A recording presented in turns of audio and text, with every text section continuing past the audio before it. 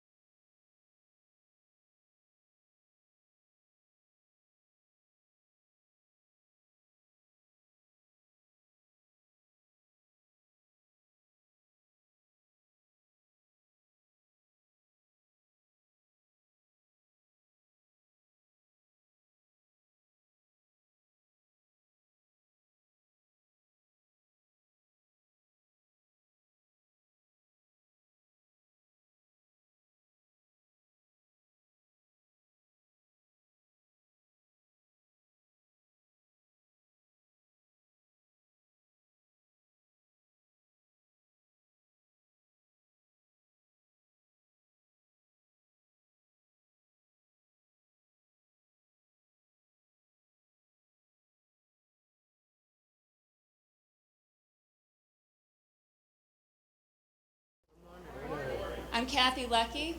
I am the speaker coordinator, one of the speaker coordinators, and a past speaker at the 2014 TEDx Youth at Buffalo conference.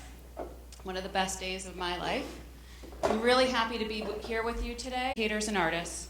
We are proud to bring innovators, explorers, teachers, and learners, like all of you, together to encourage conversation, collaboration, and action. Just 3 short years ago, the idea of creating a forum that would empower and inspire Western New York young minds to make change within their own communities was born. Charged with the prospect of pulling together such an event, she set out to identify people, leaders, and educators interested in giving the youth of our community access to the incredible stories and narratives of innovative thinkers like the ones who will grace our stage today. Along the way, she's had the pleasure of making the acquaintance of numerous thought leaders, or modern-day superheroes, from our community, including young entrepreneurs, educators, leaders, thinkers, doers, and even some rock stars. She's listened to the ideas and concepts, learned from the experiences, and continued to believe in the foundations of our mission of providing minds with ideas worth spreading. Today's conference is a culmination of months of planning, a lot of research, and connecting and utilizing every last talent our committee has to offer.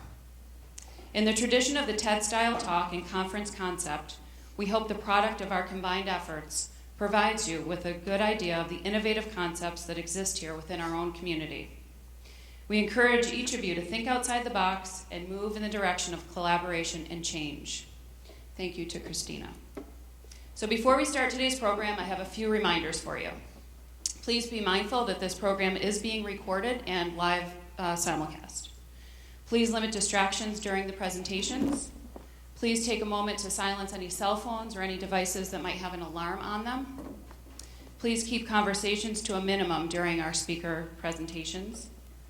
No flash photography is allowed, but please do take pictures because we'll be asking you to share those a little bit later on.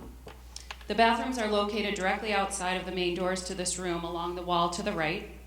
And if you need any assistance, there are a number of volunteers with these black t-shirts on. Feel free to ask them for assistance. And I'd like to just introduce Lisa Morrison-Frankowiak. Good morning. Good morning. Again, my name is Lisa Frankowiak. I am the Director of Disability Services here at Buffalo State College.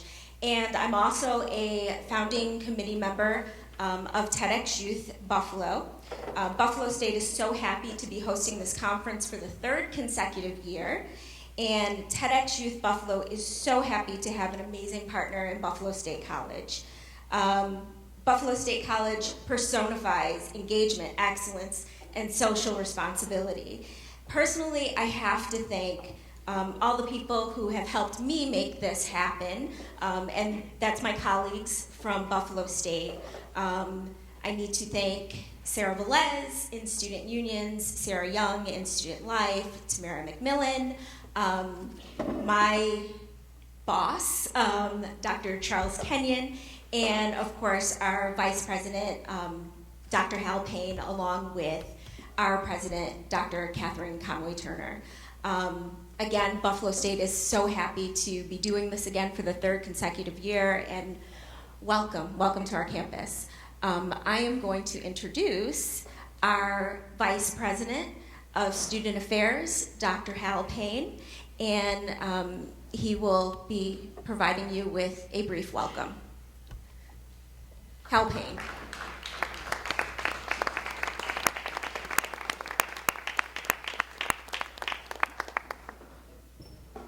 Thank you, Lisa, and thanks for everything you have done to bring TEDx to Buffalo State. Welcome to Buffalo State College, SUNY Buffalo State. Good morning. Good morning. Good morning. We are so excited to have the future leaders of our city, our state, and our country here as part of TEDx Youth today. And of course, such an important day. This is primary day in New York State. And I know, is there anybody here who's old enough to vote? Raise your hand. Oh my goodness. All these old folks in the room. I thought this was TEDx Youth. Well, for those of you who are in the room who are going to vote for the former governor of Ohio, Governor Kasich, shout out. Yeah. Oh my goodness. Just one person. I'm from Ohio. This is disappointing. Senator Cruz, shout out. Oh my goodness. Not many fans of Cruz here today. What about Trump? Shout out. Ooh, not very many Trump fans here. You don't want my opinion on that one. Well, we've got some Democrats running. What about Bernie? Oh my God. Bernie is a TEDx guy. Hillary, all those in favor of Hillary, shout out. Uh-oh, I think Bernie wins. Well, my duty today, and it's a great pleasure, is to introduce our president. And I know that if you could vote for our president, if you know her like we know her, you would definitely vote for our president of Buffalo State College. We call her Kate. She came to us with a lot of experience, 25 years as an educator, a humanitarian who does yearly projects in Haiti to help the people of that country. She has been the provost at 2 colleges, Hood College, and before that, SUNY Geneseo. So she came to us with a lot of experience, but most of all, she came to us with the kind of love for education and our students that if you ever get a chance to come to Buffalo State, you will be embraced by her warmth and her caring. She is a leader for a college that is a place that trains leaders. And so I welcome to our stage the 9th president of Buffalo State College, Dr. Catherine Conway Turner. Please welcome Dr. Conway Turner. Thank you, Vice President Payne. Good morning. Good morning. It's really great to see everybody out this morning on this absolutely gorgeous day in April. Are you loving the weather? Yes, those of us in Western New York really love a great day, and it's another great day. And what a great day to be here, to be a part of this wonderful process today. So congratulations to all of you for getting out and being here. It's going to be a great day. It really is going to be a great day. You're situated for your program today at Buffalo State College. A very special thing, and I think you probably already are getting a sense of that. Hey, for Buffalo State. Is anybody out there a fan of Buffalo State? Woo! All right. I like to have fans of Buffalo State in the room because it is an amazing college. It really is. We're a college where we really believe in working with each and every student so that they can lead in an extraordinary way when they leave here. And so this is just a great place to be. And I certainly enjoy every moment being here at Buffalo State, working with the students and the faculty and the staff. But when I think about Buffalo State and I think about the wonderful talks you're going to have, a little envious, all the great things you're going to hear and the people that are going to inspire you, I think a little bit about what are the important aspects that we think about every day at Buffalo State that are really kind of undergird kind of the conversations you're going to have today. And there were 2 things that I wanted to share with you as I welcomed you to our wonderful campus and encourage you to really enjoy your day. And one thing is that we really believe in the imagination here at Buffalo State. If you can imagine it, you can do it, right? Is that true? Does anybody believe that? Yeah. Okay. Imagination is so important that you really have to think big, think different, think, see yourself already on the other side of the issue. If you want to lead in your organization and your club and your school, wherever you are, you need to see yourself there, right? You need to imagine that. And that's such an important message that we have here at Buffalo State, that if we can imagine it, then we can work through the steps we need to get there. Absolutely. So imagination is so, so important. Now, I grew up in a really small town. I bet there's nobody out there that's grown up in a town smaller than mine. There were 600 people in my town. Anybody in a smaller town? No. So a teeny tiny town. A town where you really knew everybody, which is a great thing, absolutely.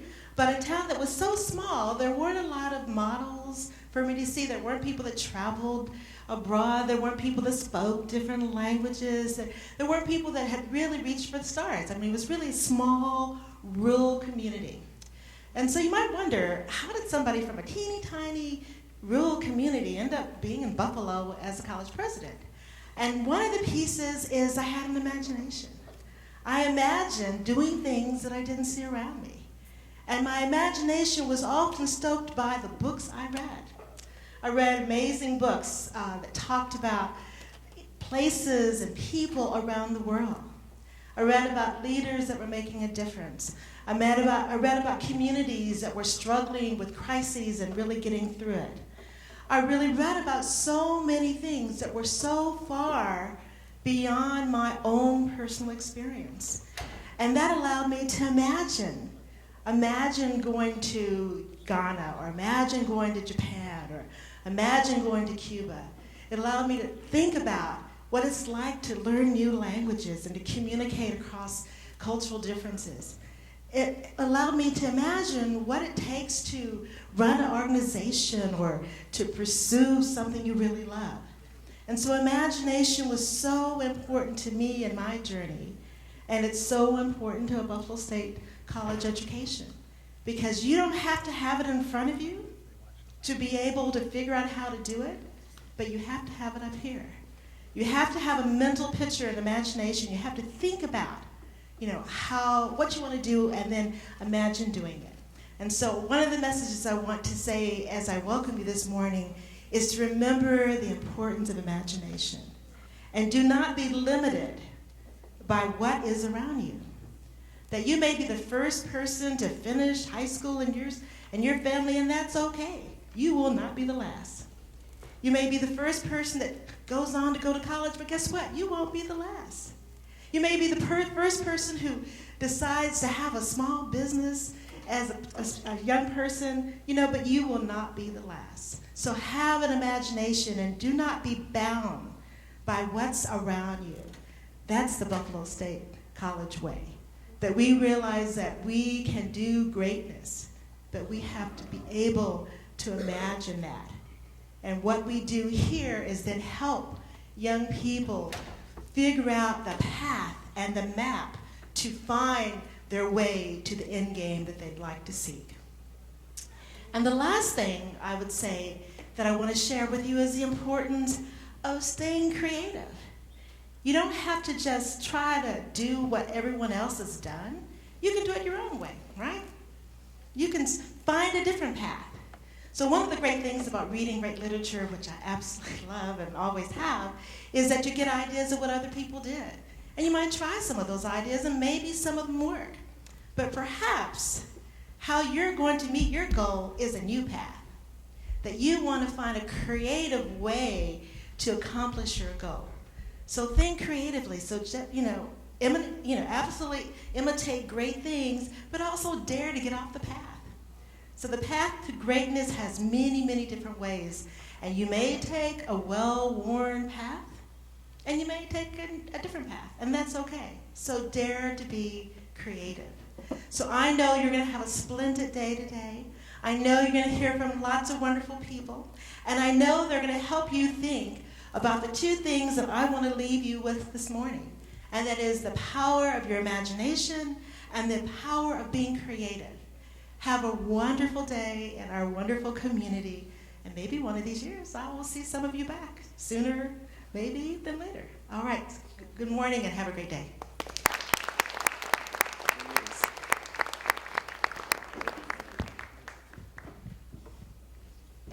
I'd like to introduce you to our social media maven, Lena Trachtenberg. Yeah, apparently I've been granted that nickname, but I wear it with honor. So, hi everybody, I'm Valona. This is my third year, so I'm one of the founding committee members. So obviously we have so many good speakers and we're excited to share them all with you, but we don't just want to share them with you, we want to share them to everyone and reach as many people as we can in the US, worldwide. So that's why we have a lot of papers on the table for you to check out. If you take a look at the program, on the back page, we have all our social media listed and all our hashtags, so feel free to go crazy. Don't listen to your teachers and your parents when they say you're on your phone too much. Ignore that. Take your phones out. Take all the pictures you want. Sandra and I are going to be posting these all day, so do that, and let's make everything viral. Also, you'll see these white papers about your superpower. Definitely fill those out and get them on social media too. And you have all those fun superhero masks and everything, so just have fun, take pictures, have a great day, enjoy the speakers. So hope everyone has fun. Thank you. Finally, I am honored to welcome and hand over today's program to another past speaker, local broadcast personality, youth leader, and all-around go-getter, Adriana Viverak Gamble.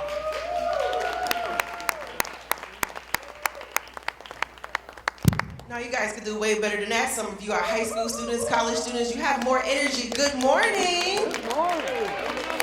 It is such an honor to be here. Good morning. As she shared, my name is Adriana Viverak Gamble. Go by the name of Adri V, the Go-Getter. I'm a radio personality on 93.7 WBLK here in Buffalo, in Albany on Hot 99.1. And anybody from Rochester here? Woo, all the folks from Rochester. I'm on 103.9 WDKX. As she shared, I am a past speaker, and it is truly an honor to be able to now be a host for this event. And you guys are really in for a treat. One, because we have some phenomenal speakers. Two, because they're going to share the power of being in power. And you all know we're talking about our superpowers. My superpowers is being a go-getter and encouraging others to do the same. But right about now, before we get into our speakers for the 3rd annual TEDxYouth Buffalo, I have to bring out a man who has been using his superpowers to transform Buffalo one block at a time, giving back in a major way, and such a phenomenal speaker. And to me, he's the best mayor that I possibly know. So please put your hands together for Mayor Byron Brown, Mayor of Buffalo. Thank you very much. Give Adri V from WBLK another round of applause. So how do they say it? 93.7, the People's Station. Give her another round of applause. It's great to be here with all of you for TEDx Buffalo Youth. Today is all about you, your ideas, and how your ideas can change the world. And I am so pleased to be here in a place that helped shape my thinking. This is where I attended college. I did degrees in political science and journalism, and it is always good to be back on the Buffalo State College campus. I want to recognize the president of this great college, Dr. Catherine Conway Turner, Vice President Hal Payne, who are doing an amazing job in moving Buffalo State College forward. Let's give them a great big round of applause.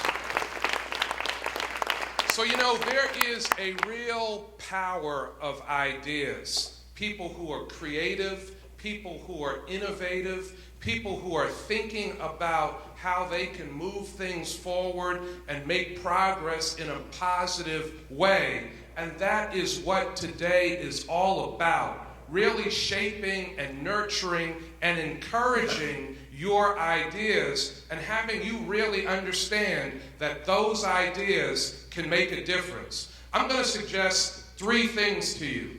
I want you to stay in school, critically important that you all stay in school, learn everything that you can, that you select a mentor for yourself, someone that you can learn from. That can be a parent, it can be a teacher, it can be a coach, it can be a religious leader. And the third thing I want to suggest is that you all write your plans and goals down on paper. Those people that put their goals on paper are usually more successful in reaching their goals. There are a number of things that the city of Buffalo and that my administration is doing to try to encourage youth to succeed in Buffalo. One is our youth employment and internship program. So for any of you young people that live in the city of Buffalo, you are eligible to apply for that program to get a summer job, and the application period is still open, so I hope you apply. Now, and that is between the ages of 14 to 21. We also have a summer reading program that has grown to be the largest summer reading program in the state, offered by an elected official. Every year, over 1,500 young people participate in my summer reading program.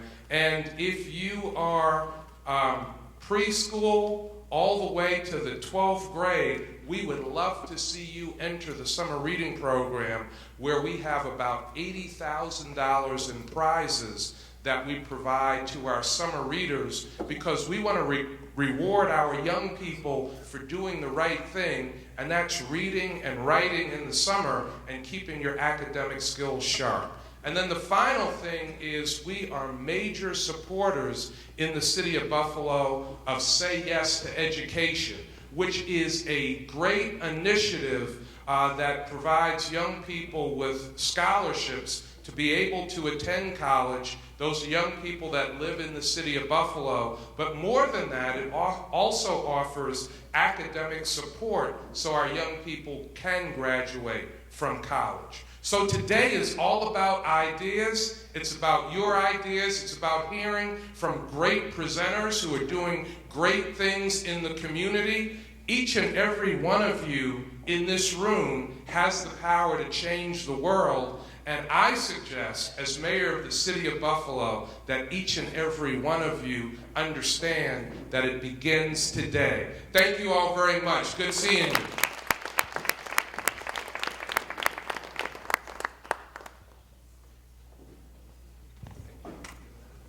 Put your hands together one more time for Mayor Byron Brown.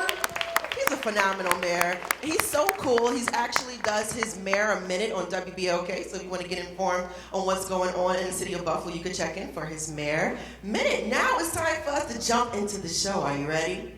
Yeah. Oh, no. You need a little bit more energy. Are you ready? Yeah. All right, so this is going to be a call and response because I'm big on energy. As you know, I'm on the radio. If we have some music play right now, I would be playing it. So whenever I say empower, you say you. Let's practice it. Empower. You. Empower. You. All right, it's time for us to get ready and get started with two of our youngest speakers ever to grace the stage of Youth TEDx Buffalo. Now, at age 8 and 11 years of age, Jeremiah and Joshua West, and first I have to stop, because Jeremiah said to me, please make sure my age is right.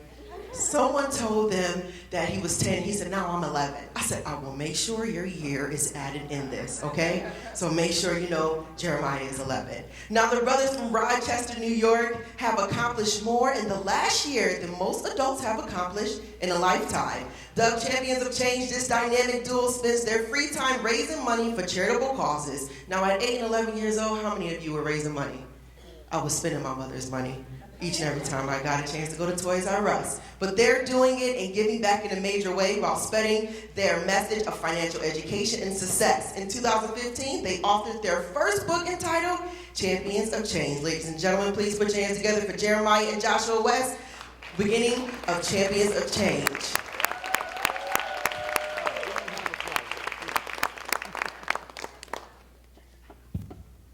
Two Rochester brothers made good on their promise today to give back to the less fortunate. Handed out gifts, food, and free haircuts to 100 people at the Central Library. They're known as the change agents. They also teach other young people that giving back to the community is a necessity in life.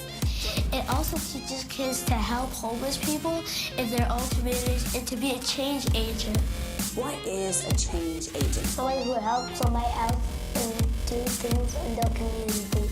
They're actually recruiting kids to do this. Yeah, because we wanted kids to help other people, just to help people in need. So that's a really big goal to us. 8-year-old Jeremiah and his brother Joshua West have a heart to help the homeless. While we were walking down the street, we saw a homeless man. The boys have since authored a picture book called Champions of Change, Live to Give. So tell me about this book? Well, the book's about giving, saving, and wise spending. After they taught their young children about money, the sons turned around and wrote their own book called Live to Give. You're getting together with kids around the area and you're talking to them about saving money and spending their money wisely. Yes. Why is that important for you to do? Because we don't want kids to blow their money. I read it with my 8-year-old, and it gave him enlightenment that when he sees someone, he's going to want to use the 10-10-80 rule, but you want to get a good deal like you guys got in the book. Before we wrote our book, we were blowing money at the dollar store and just random stuff. But now we save our money and we get stuff that we actually want that is good quality. Boys, you get around. I know you get around. I was also at an event with Tavis Smiley. I have a book you have to read, and come to find out it was your book. How are you entrepreneurs at such a young age? Well, we started our company based on our book. Champions of Change, which encourages kids to read more. And we sell our book and we go to speak. They're surprised that we wrote the book by ourselves. And you talked about going to schools and meeting with kids, and you actually hold workshops. We have a book creation station, and we help kids write their own books. We teach them reading and how so they can be confident, so they can be able to write. This is just the beginning of an ongoing effort to give to the community through their organization, Champions for Change.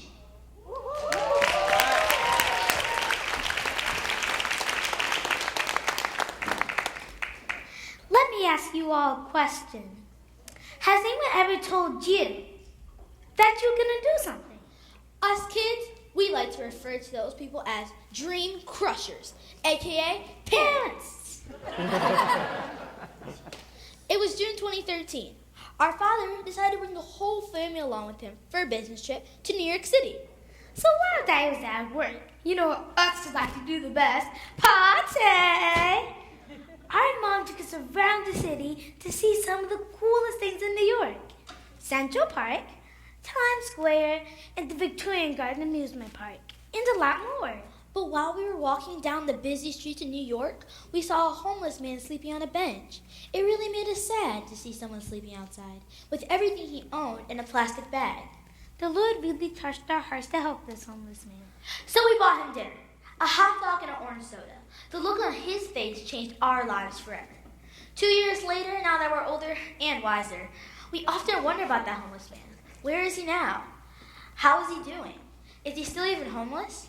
Even though we may never know the answers to those questions, we still share our story with other kids so that they can do the same. We were so moved by that day, we decided to write our book, Champions of Change, Live to Give. Our parents had just recently published their own story to help adults manage their money and get out of debt. So we figured if our parents could write a book, then so could we. At first, our parents thought we were just kidding. They didn't think that 6 and 8-year-old could write their own book. Dream crushers! They told us how hard it would be, but we didn't give up. That's right, Josh. We were persistent, and we wouldn't take no for an answer. And that's why we've sold over 6,500 copies of our book and counting.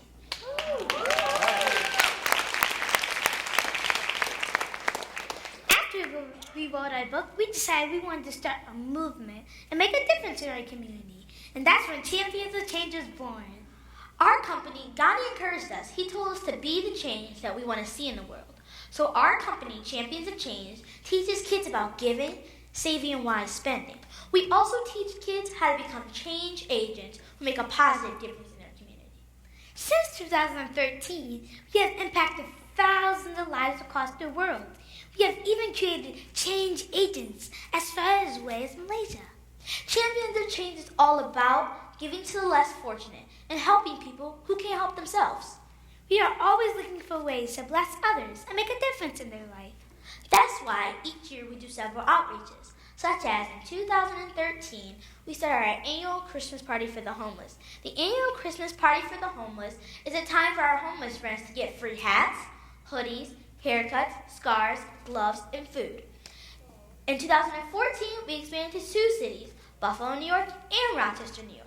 And in 2015, we expanded to 4 cities, doing homeless Christmas parties in Rochester, New York, Buffalo, New York City, and our first international party in Toronto, Canada.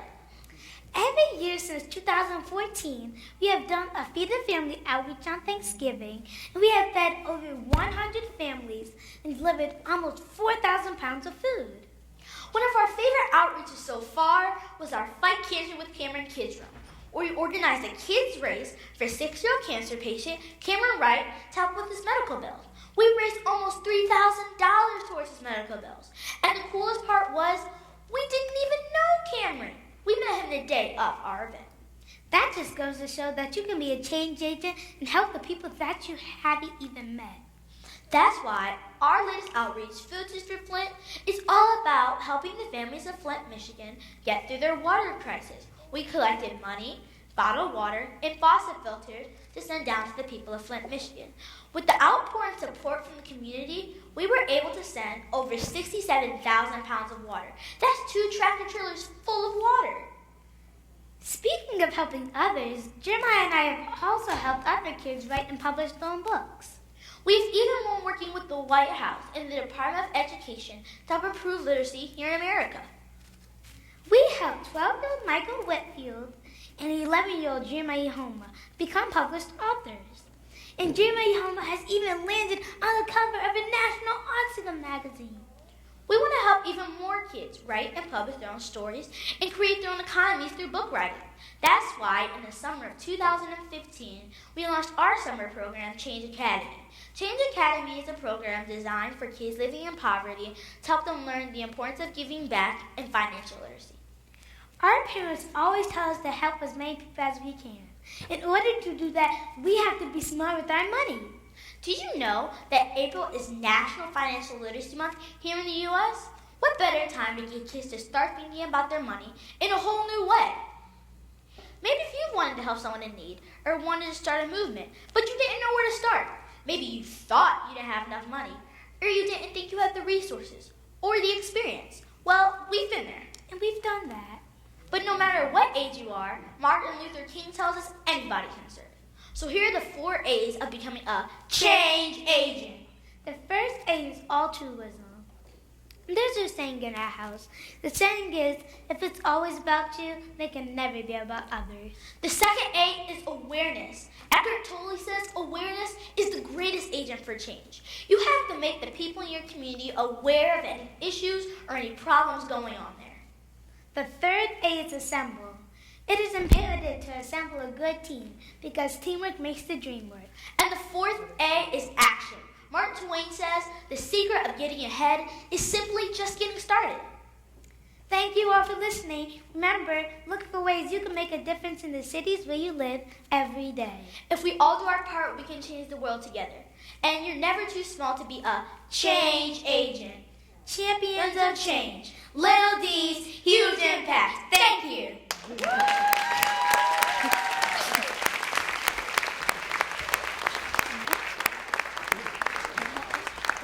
Put your hands together one more time for Jeremiah and Joshua West, our youngest speakers, the change agents. And if you are over 8 and 11 years old, they really just motivated you to get up and go do something today, didn't they? Right? You're just like, I'm not doing enough. I need to go become an author immediately. Need to get several jobs because they have many. All right, these young men are really doing a great job. We want to also applaud their parents who are truly the change agents for them too. Next up, we have another phenomenal speaker who is going to share her powers, and is the executive director and co-founder of The Foundry. Megan found vision in the reclamation of abandoned spaces and coupling them with the community engagement, launching the city's first alternative incubator space for fledgling artists and crafts entrepreneurs. The Foundry not only serves as a resource for business, but doubles as a grassroots education and engagement initiative for the surrounding community. Megan McNally is here to share with you all about building your community. Ladies and gentlemen, please put your hands together for Miss Megan McNally. Woo!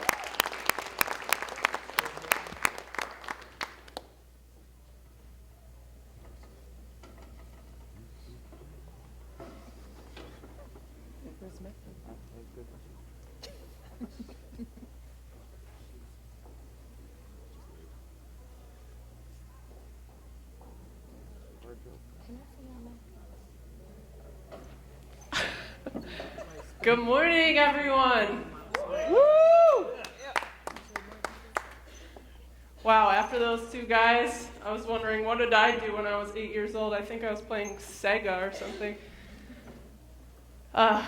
So I want everyone here today to think about the very first time you ever built something. Maybe you haven't built something before, I don't know. But if you have built something, I'm not talking about that actual thing that you built. So I don't care if it was a birdhouse or a box, doesn't really matter. What matters is the experience that you had, what you felt from that. So I want you to think back on it, and if you don't have that experience behind you, maybe you can think of something else. For example, say that your mom or your dad work really hard, and you just want to tell them, like, I really care about you, thanks so much, I'm going to build you, or I'm going to cook you this delicious meal, and it's going to be the best meal that you've ever had in your life. And you've never done it before. So it's that first time experience where you're a little bit nervous, but you're excited to try, but you don't want to mess up because that would be really scary. And I'm going to try to recreate this story for you. So keep that experience in your mind, and I'm going to recreate my story about building something for the first time. It's actually not the first time I built something, but it's the time that I remembered and I realized the power that I had in creating something. So here we go. Man, is it hot. I'm like sweating. It's like 90 degrees outside. Every time when you wipe your eyes because the sweat's just dripping onto your face, and whoo, man, is it hot out. So I've been working at this community garden for the past 2 days, and I show up every morning and I'm like, all right, I'm ready to work. And what do they get me to do? Shovel dirt, because what do you do in a garden? You gotta shovel a lot of dirt. So I'm there, I'm shoveling dirt. 3 hours later, what am I doing? Shoveling dirt. And I'm just thinking, like, I'm trying so hard to be a good volunteer. I'm getting really bored. I just don't want to shovel any more dirt. And so finally, the volunteer coordinator comes over to me and she says, it looks like you're a really good volunteer. You're here every day on time. You're ready to work. I feel like you can do some other stuff. I was like, yes. Not shoveling dirt, anything but shoveling dirt. And so I told her, yeah, I'm ready, let's go. And so she tells me, well, I think I'm going to put you on a task of building garden beds. I'm looking around. Me? You ever have that experience, like maybe in a classroom or something where your teacher, you're like paying attention and you're trying to answer questions, and then she goes around the room and then she asks you a question and you stop and you're like, whoa, she's calling on me. Do I know the answer? I don't know the answer. I don't know the first thing about chemistry or science or whatever it is. So that kind of happened to me in that moment. I was like, she better not be talking to me because I don't know the first thing about building. I can't do anything like that. I'm scared. I can't do this. So you have those moments, and so she saw that in me, and she came over and she said, it's not a big deal. It's not a big deal. You can do this. I'm just going to walk you through it. I'll give you the tools that you need to do it. I'll walk you through it and give you the steps. No one does it first. They never do it perfect the first time. Okay, so if you don't do it the first time, you don't do it perfect, don't worry about it. So I thought about that for a while, and I was like, okay, why not? I'll just try this thing. So she gets me set up. She gets me with the trusty tool belt. We got our sawhorses. She gives me a saw. I'm ready to work. And so she tells me, okay, so you should cut this thing to 62 inches. You need 2 things cut at 62 inches and 2 pieces of wood cut at 36 inches. That doesn't seem so hard. So I get set up. I walk over to my table, over to the sawhorse. All right, I measure. I grab my trusty measuring tape. We measure this thing out, and I mark it at 6 foot 2 inches. That's what she said, right? Or did she say 62 inches? So I start worrying. I'm like, well, shoot, I can't even follow the first step of what she told me to do. what am I even doing here? I can't even remember what I should be doing. And then I remembered nothing is perfect the first time. So I go through with it. I grab my boards, I get them all set up, I cut them. I cut them with the saw 4 times. I'm like, yeah, I feel pretty good about this. I got 4 of these things, I'm gonna screw them together. And then I look down at them and I realize, how are they all different lengths? And I have this moment, I want to just kick that stupid thing off the stage. I never want to see it again because this is just stupid. I can't believe that I tried to do this in the first place. I'm so mad at myself. It's kind of like if you're thinking of an experience of when you try to cook for the first time and, not mac and cheese, obviously, something like a little bit more, we all love mac and cheese, but something a little bit more complicated. So you cook that thing, so maybe you're trying to make the best chicken ever, and you're getting really confident. You're like, my mom's going to love this chicken. It's the best chicken she's going to ever taste in her life.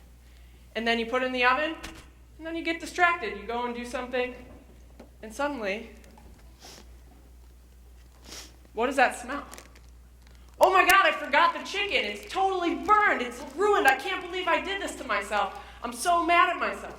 Very similar experience. So I just wanted to just give up right there. And then I had this other thought where, going back to the whole thing of it's never perfect the first time, I had this other thought where I was like, you know what? If I don't continue with this thing will never exist. This planter will never exist. And, all these people are relying on me to make this planter. It's really not that bad, I'm just going to recut it. That's when I realized that you have power in creating. You have power to use your own abilities to make things. And whether it is a special party for somebody that you're planning, or a delicious meal for your parents, or if you're actually building a planter like me. It doesn't matter. All of those experiences, you got to realize without you and without your power, that doesn't ever happen. It never exists. So, I went through with it, I screwed it all together, I got to the end, and I was like,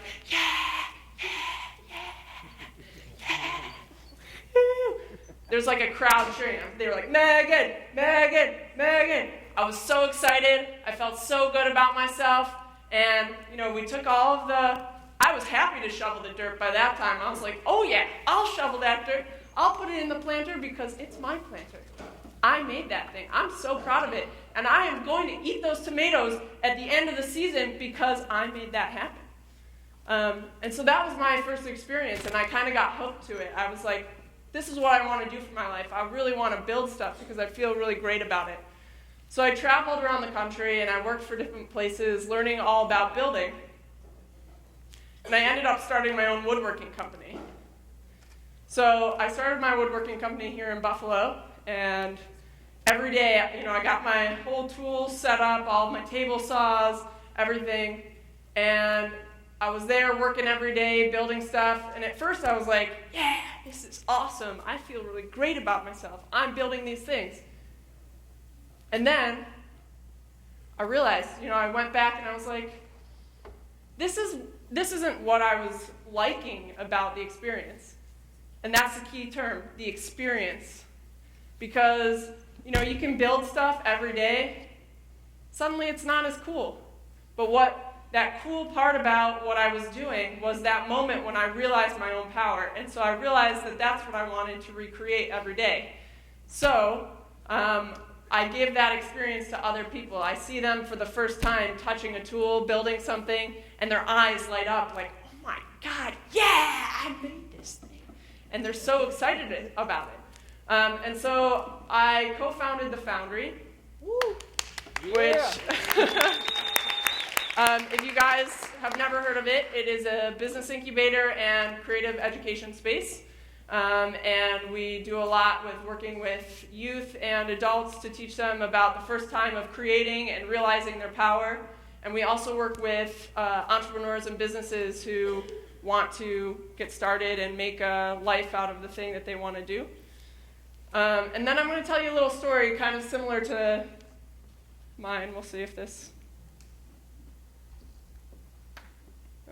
clicker's not working. There we are. Oh, there goes. All right. So I'm going to tell you a little bit about a program that we work with, and some of the kids are here today with you, so they're your peers. You'll see some of the pictures. If you recognize them, say hi to them later. So we work with a group called Youth Build, and it's through the Service Collaborative. And similar to my experience, when they first came in, they were like, "Miss, I am not touching that saw. You cannot convince me that I can make this thing happen." And by the end of it, they helped build 12 different spaces in the Foundry. And so all the spaces that I'm talking about, they go to help individual businesses start and operate out of there. So without these kids, it's very similar to me. Without me building that planter, there would be no delicious tomatoes to eat at the end of the year.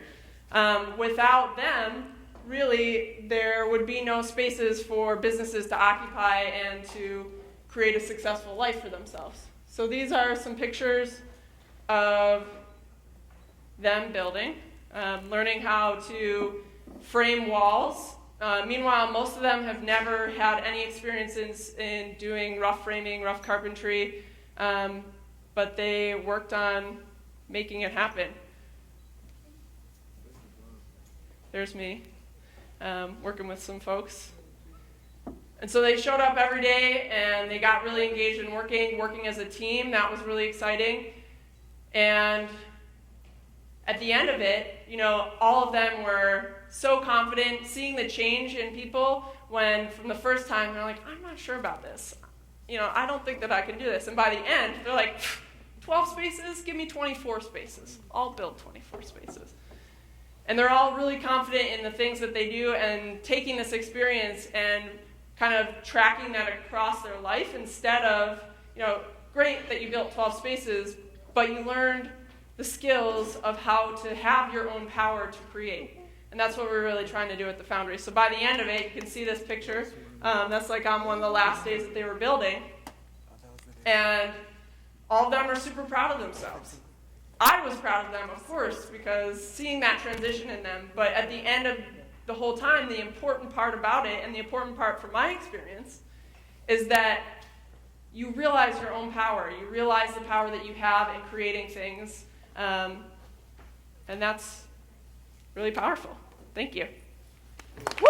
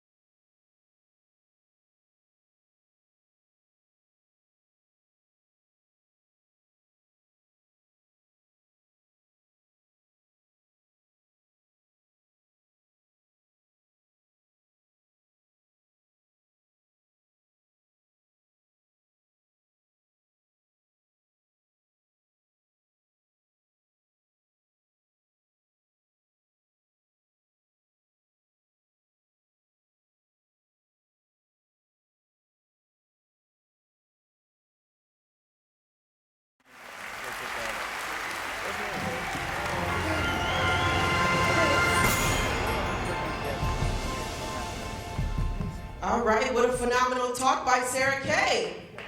You clap it up one more time. That was awesome. As she graced the TED Talk floor, and she talked about if I should have a daughter. Well, are you guys ready for the next speaker?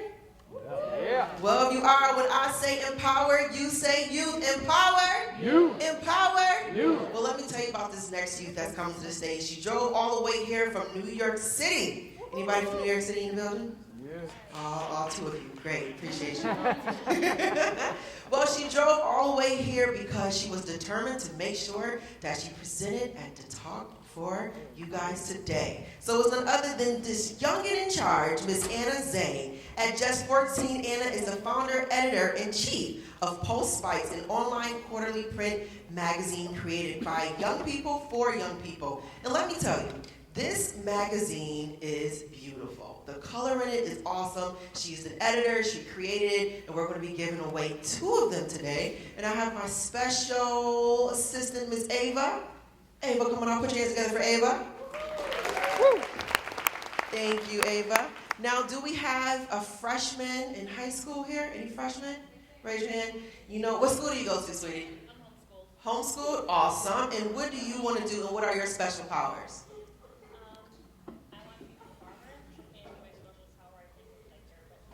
Awesome, you care about people. Ava, do you mind taking her one of the magazines?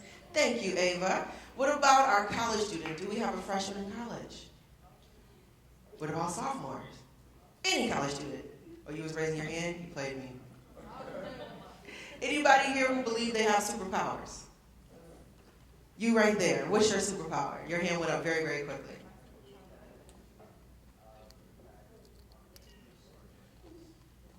Speak up just a little bit more.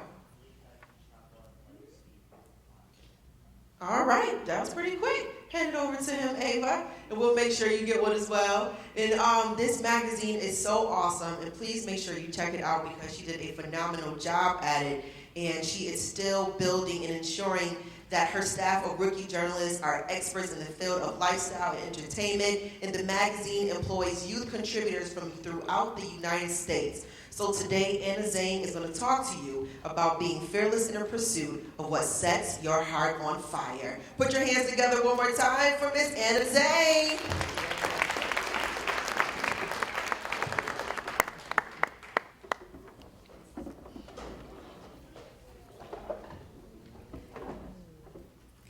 I remember the day that I first photographed one of my live shows, and I was talking to another photographer.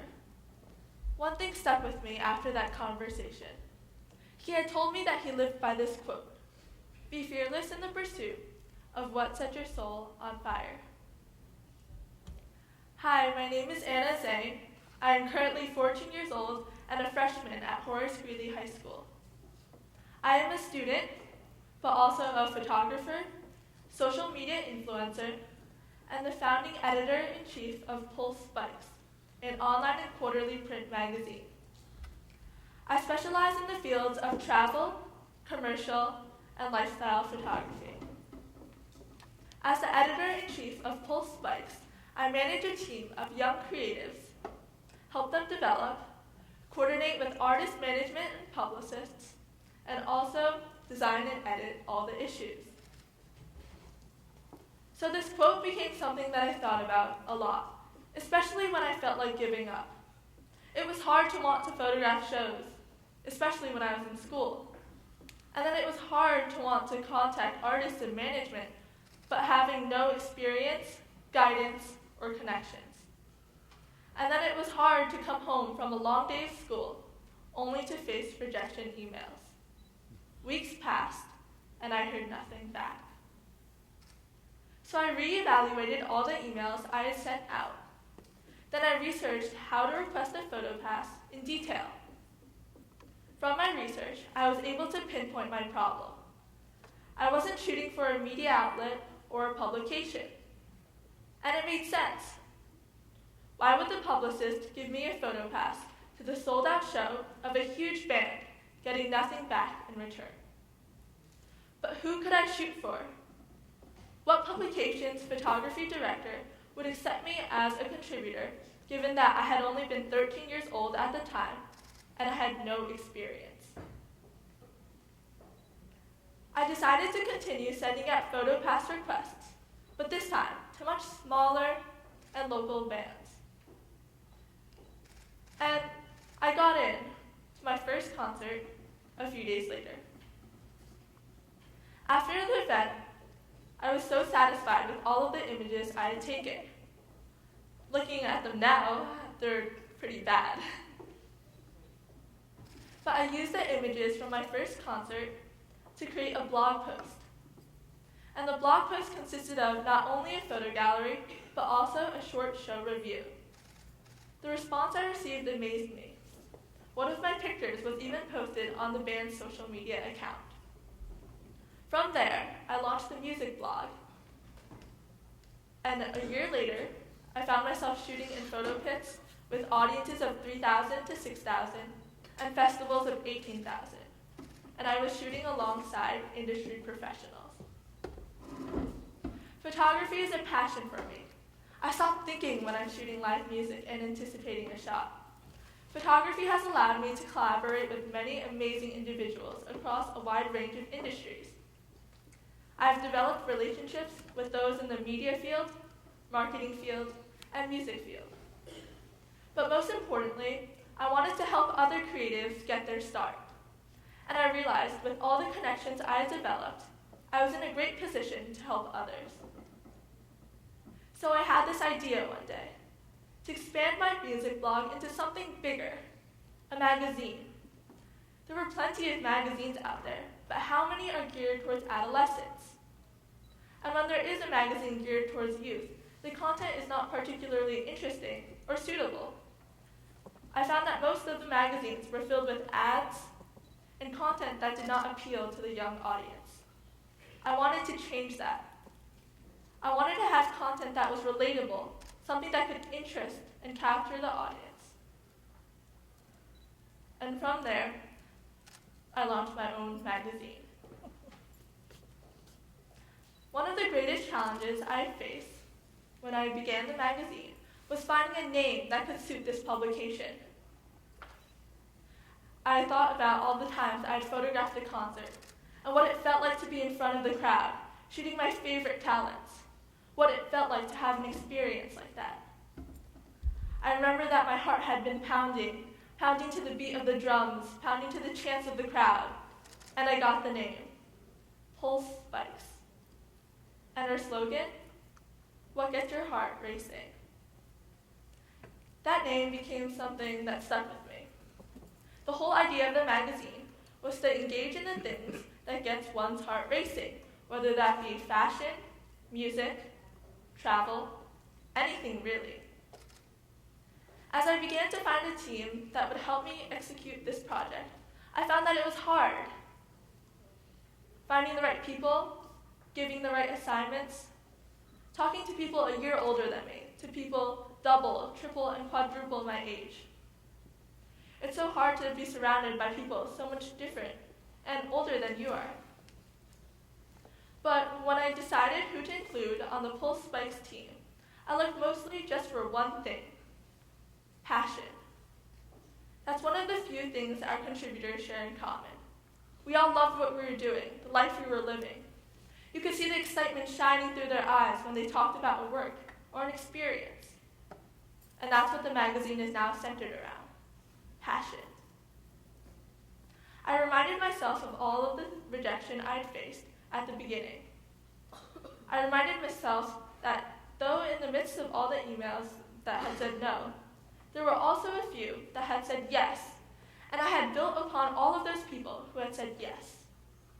Those were the people to support me and allowed me to follow my dreams. And I wanted to be that person for my team of contributors. I wanted to be a person that my contributors could trust, and that trust went both ways. I encouraged them, giving them opportunities, critiquing their work, just helping them develop. The magazine is a support system. We don't limit each other, we only help each other grow. And so here are a few slides taken from our second issue of the magazine. All of the work you're going to see are created by people under the age of 25. Talented photographers, makeup artists, and writers.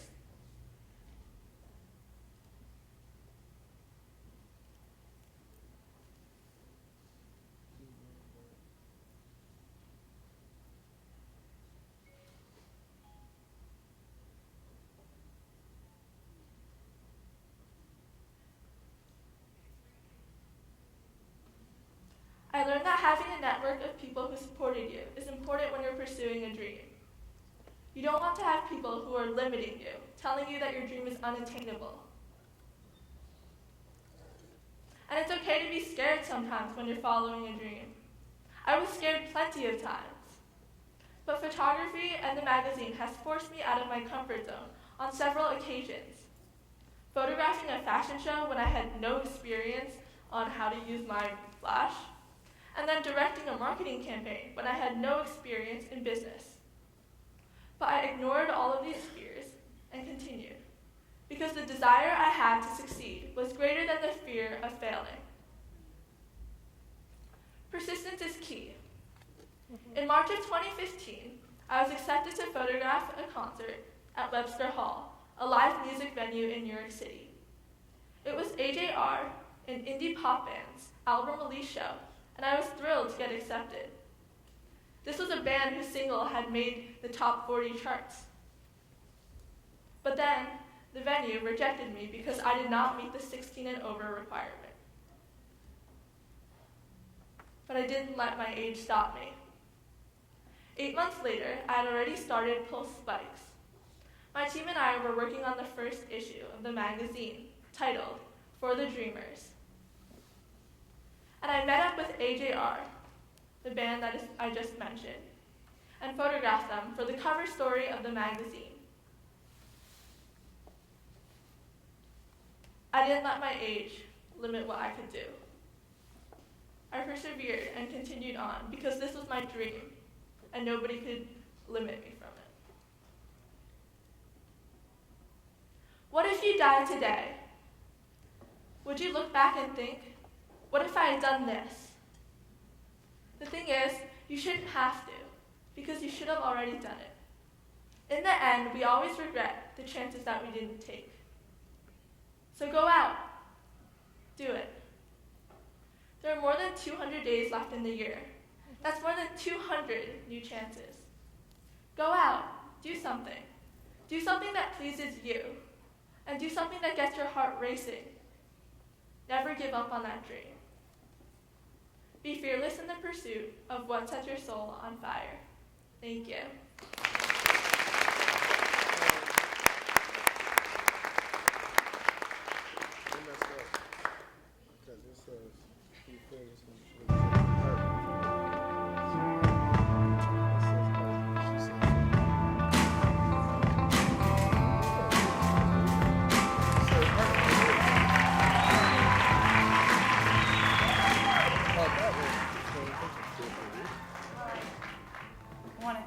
So much for this platform and for being here today. And I want to pick up on a line from the poem that really stuck with me. I started life with a smile. I started life with a smile. I want to invite you to think back to when you were a little kid and to imagine for a moment what your hopes and dreams were at that time. What did you smile about? What did you hope for? What did you wish for? Just close your eyes. And you can open them again and ask yourself, are you still living those dreams? Are those hopes still active within you today? And are they an active part of your life? And are they guiding you towards the future that you want to create? This is a photo of a bunch of kids from Japan who were invited to take part in a process which was to imagine how they would solve the problems that exist in the world today. And what they did is they created finger puppets and they created a little short skit on how they want to protect the oceans. And it's just incredible the power of our own imagination when we're young. When we're really young, and in our youth, and how sad it is to think that that imagination, that sense of hope, that sense of peace, that sense of optimism fades as we grow older. My big idea for my life as I have phased out of my youth is to remain youthful for the rest of my life. But let me go back to when I was a teenager. I had an opportunity, one opportunity that stemmed. I had an opportunity which was not often seen by my friends as an exciting thing at the time, but it was to take on a community service project. It was actually mandatory, part of having to graduate, and so I took on a few different volunteer roles. I didn't know what interested me most. I knew I had to do it to graduate, and I had a lot of time. I started out at 14, and I volunteered at a range of different places. A conservation center where I did face painting with little kids and took them on hikes through the forest and learned all about how our environment needs to be protected, our planet needs to be protected. And I went to an art gallery, and I worked with kids, and we made masks inspired by Indigenous peoples. And I started to learn about the struggle of Indigenous peoples and how they told their stories through mask making, and also to inspire people to relate to nature. We heard metaphors earlier about how important it is for us to understand nature and model ourselves and our decisions and our choices after nature. And so I was exposed as a teenager to wisdom and to inspiration and to people who asked me my opinion. Well, when you are asked your opinion by someone who cares, that is the first step to shining and to sharing that light with others. And so I imagine every day a world where every child is asked not only for their opinion, not only what they think, what they care about, but also given that encouragement to take a step in the direction of their dreams, whatever that direction may be. To think as big and as bright and as hopeful as possible, and to be encouraged and to have hands to hold along the way and people to hug along the way. And so these experiences back that I had when I was a teenager, by the time I was 19, which is 10 years ago, I was rollerblading with a friend, Michael Furtick. He's actually possibly in the room right now. Yeah. And we were actually two people who we met years ago at a summer program. I was hired because of all this incredible volunteer community service. I was hired to work and develop websites. I learned a few little things on my own, and this is back in the day where it was actually harder to create websites than it is today. And we both met and we worked on these incredible projects. I worked on a project to promote Canadian women's history, and I realized that the textbooks don't cover the full spectrum of history, tends to focus on the stories of, let's be honest, white men. And well, I started to uncover that if I felt an injustice, that there was something I could do about it. If I felt that there were stories that were not being told, that I could be part of telling those stories. And that technology, I was growing up as part of a generation that had access to information and knowledge, not just to influence me, but that I could influence. That I could influence. My voice matters, but it's not about me. It's actually about whether or not people realize the power that they have. I ended up studying in university courses that helped me to figure out, to think about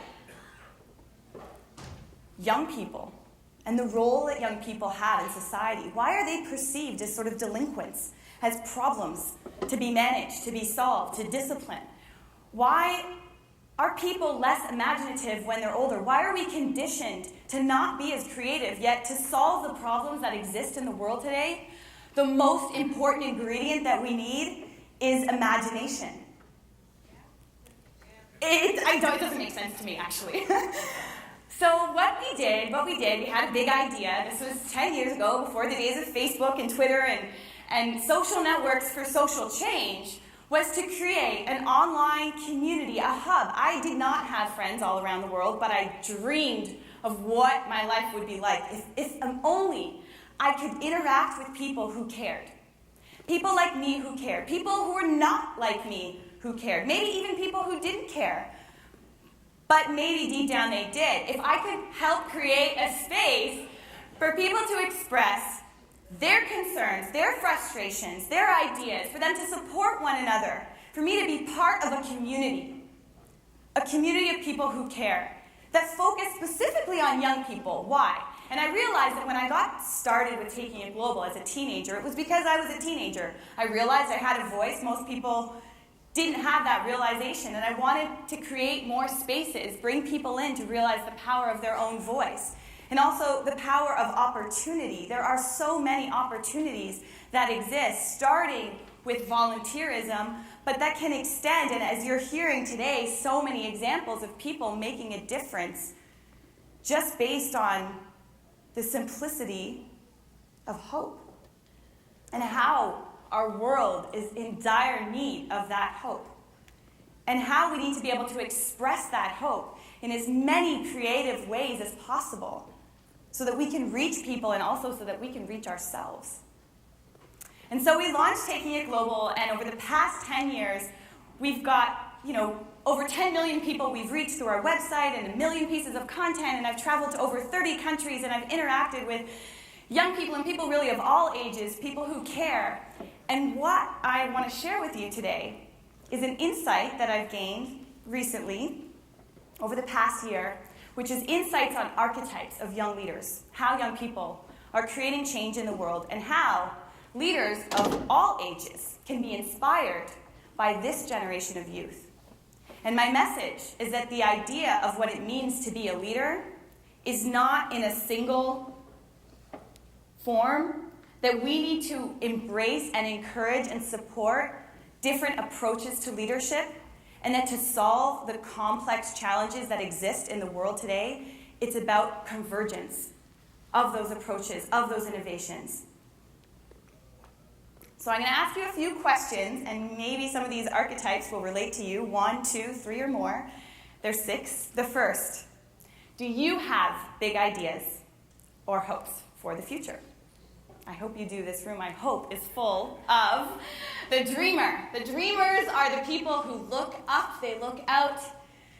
They have aspiration, and they set the direction of where we're going. We need to give a platform for the dreamers so that they can articulate those dreams. Those dreams should not be silenced. And there are many ways to do that.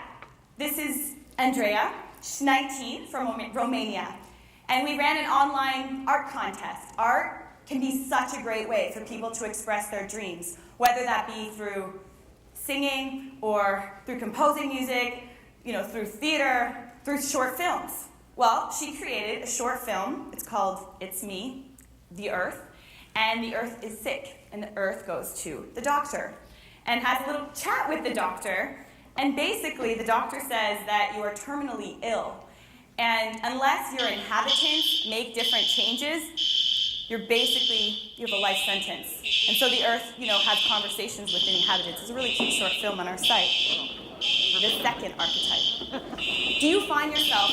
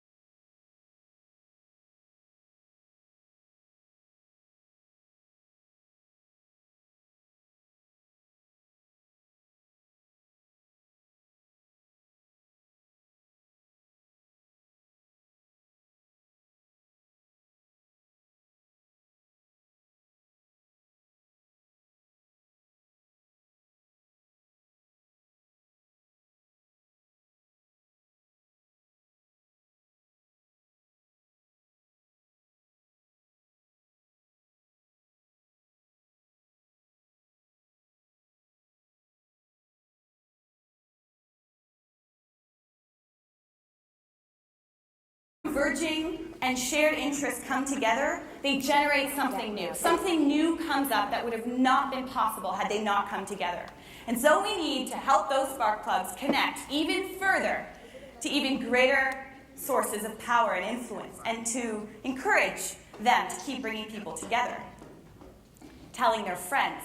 On the airplane yesterday, I came in from Chicago. I was at another event at the Museum of Science and Industry, and I sat beside a 14-year-old on the airplane, Margot, and was just chit-chatting with her and learned all about how she is very involved in her community. She, every Friday, volunteers at a school and is a mentor for younger kids. She also volunteers at the Illinois Special Olympics. I mean, she does all these things, but she doesn't just do it alone. She tells her friends, and she brings her friends together, and then they come up with ideas together.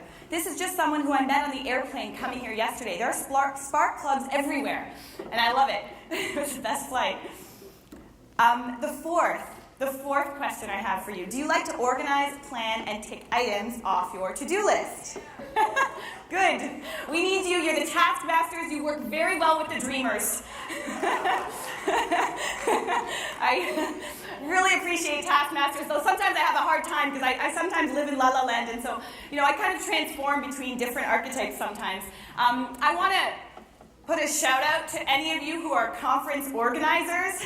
Your task lists are huge. This is a few photos from the World Youth Congress that took place in Quebec City. And actually, the next one's coming up in 2010. Attracting a lot of taskmasters and to organize international conferences is one thing, but not only did people come together and convene an incredible space, the taskmasters also sort of came out when they took on local action projects. So you see pictures of people planting a community garden, for example. Important tasks that need to get done. Do you enjoy sharing your skills and knowledge with your friends? Yeah! Well, you Sherpas are incredibly important as guides, as mentors, as educators. The people who fly and don't just want to fly alone. They see that people are left behind and they're not willing to go and have a world where kids are illiterate. So they start programs and they bring kids along the way. They're the mentors, they're the people who are tutors. They're running workshops. I mean, loads of youth, thousands of youth around the world. One of the greatest ways they're taking action is they're learning about something themselves and they're sharing it with their friends. They're not just telling them about it, they're actually taking the time, taking the pace, whatever it takes, to help bring people along. And so there's a program. I was just in Singapore last week, and I was with a group of youth. We ran a students' forum for younger teenagers, and we brought the older teens and people in their early 20s to come in as mentors.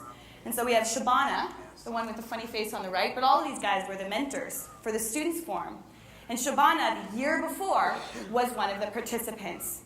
And so when you invest in creating leadership opportunities for youth, they'll be the first ones to give back right away, within a year. And finally, do you like to experience, understand, and communicate what you've discovered? Yeah. Storytellers, we need you too.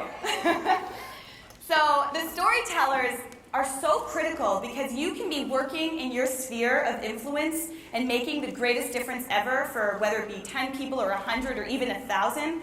The storytellers, they're not necessarily on the front lines fighting the injustice through themselves, but what they are doing is they're telling the stories of the people who are creating waves of change, which allows for an even greater impact.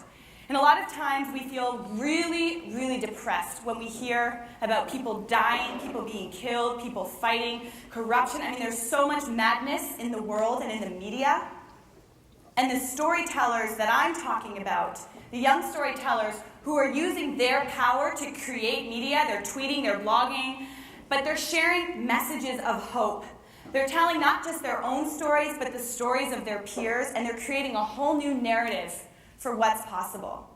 And I want to thank all the storytellers in the room and tell you my one last example, which 2 weeks ago I met him in Egypt at an Arab youth forum, bringing together young leaders across the region. His name is Mohammed, and he's from Yemen. And he actually is going around to high schools all across his city to share a message of hope and to share examples of how young Arabs can make a positive change. And it's incredibly important They're going into classrooms and they're sharing their stories. He's not just sharing his stories, he's finding leaders. He actually just met many others at the Arab Youth Forum, and he's going back and he's sharing stories of those leaders. And so we need all of you. I hope you can identify a herd with at least one, two, or more. I think I'm the spark plug. I think I kind of blend into a few others. But the point here that I'm trying to share is that there's a new generation of leadership that's up and coming, and this whole event, TEDx Teen, is about showcasing that, and I thank you. I thank you for that. And for those of you who are watching this online as well, I hope that you can identify not only what your own archetype might be, but also how critical it is that we cultivate all of these new forms of leadership and be inspired of it, whatever age that we may be, because we need all approaches to converge together to solve the problems of this very crazy world we live in. Thank you.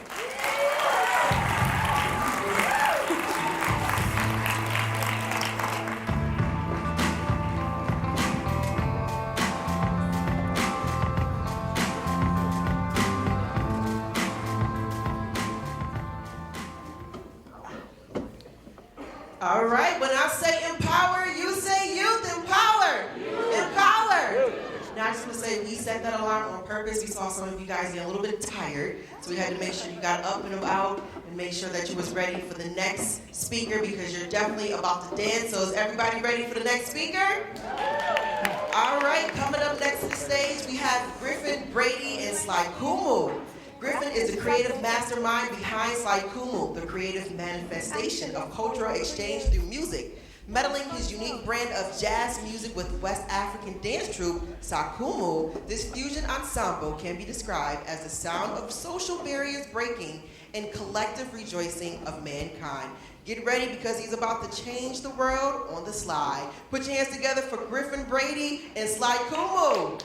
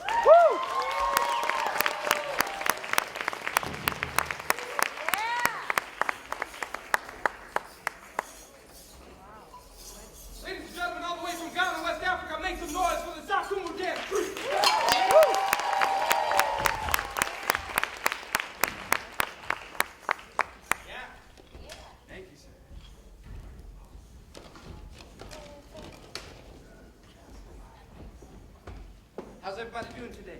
Great. Oh, we had a fire drill. You got all this food. How's everybody doing today? Okay, the dance that you just saw a little part of is a dance called Bamaya. And Bamaya is coming from the northern region of Ghana, from the Dagomba ethnic group, using this cool drum here. Has anybody ever seen this drum before? Couple people. This drum has many names. Some people call it the Luna. Some people call it the Dondo.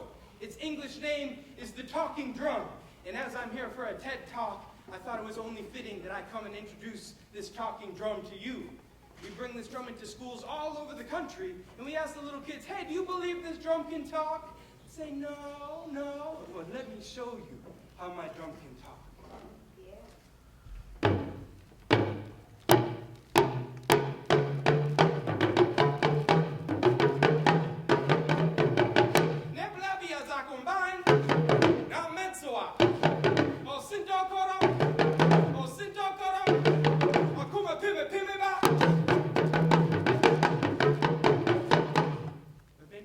Understand the language, you don't know, but I'm speaking a musical poetry that says something about tradition.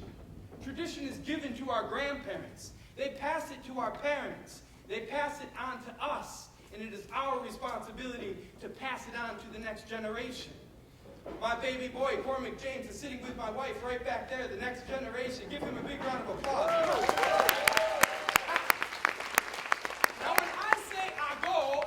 To say amen. I go. Amen. I go. Amen. Do you know what I'm saying to you? No. Uh-oh. When I say I go, it means I'm calling for your attention. When you say amen, you're ready to give me your attention. So I go. Amen. I go. Amen. How many people here speak more than one language? Let me see your hands. Okay, that's good. Out of you people, how many speak 3 languages or more? 4? 5? This guy deserves a round of applause. Come on. Yeah. I go. In Ghana, hey, I go. In Ghana, even though it is a very small country in West Africa, about the size of Indiana, they speak over 60 different languages from the north to the south. And this drum can speak all of those languages. In fact, this drum can speak so well, it can even speak the American language. I could say, thank you, or you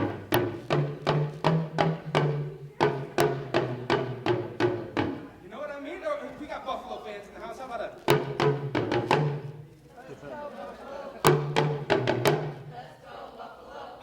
and without using a single word from my mouth, it's able to translate ideas, to bring you to a point in your childhood where you remember learning nursery rhymes, where you learn about what it is to be a part of this life, this community. And if you're in Africa growing up and you want to learn about your culture, you don't go to a textbook. No. You go to the musician, because it's through the music that the culture is preserved. It's through the music that the generations ahead get to learn about the generations behind. It's what we call the oral tradition. And so the role of a musician in West African society is very, very important. But before we go any further, I have a confession to make. I'm not from Africa. Yeah, it's true. I know, maybe some of you were thinking this costume and all, but really, I grew up in a small town called Oswego, New York. Has anybody ever heard of Oswego? Yeah, all right. It's a nice town. It's a different lake, but it's a nice lake. I had a wonderful time growing up there. Very supportive family, wonderful music teachers, really beyond blessed. I did everything, marching band, jazz band, all the bands you could think of. But it wasn't until I was 16 years old, about 16 years ago, that I learned the true power of music. And it came about when one of my childhood friends decided to take his own life. And I thought, what in the world? There was no way I could find any good in this. And I'm the type of guy that likes to find good in every situation that's presented to me. But there are certain things in this life that you may come across that there is no explanation for. There is no reason that needed to happen to someone so smart and caring and funny and kind. Absolute nonsense. The only way I could find that made me feel a little better was to start going down to the band room, wailing on my drums for hours and hours on end. My teacher would say, hey, buddy, you need to go to class. I'd say, hey, class isn't for me right now. This is what I need. And they say, it looks like you're using this music as some kind of therapy. I said, yeah, you know, I never really thought about it, but perhaps that's what it is. And so one of my marching band instructors, a good friend of mine named Bill Patterson, he told me, hey, I go to college at this place called SUNY Fredonia, and there's a guy from Africa there who plays a xylophone that has healing powers. I don't know about all that, but I figured I'd go and I'd check it out, you know, see what there was to see. And I went with a small group of percussion students from Oswego High School to a day of percussion in Syracuse, New York, and I saw a crazy-looking guy in a crazy-looking outfit playing some crazy-looking instrument. And I had no idea that I was about to have an out-of-body experience, or that I was about to have a spiritual awakening, or a calling to my true passion. All I know is that when he sat on that xylophone, time stood still.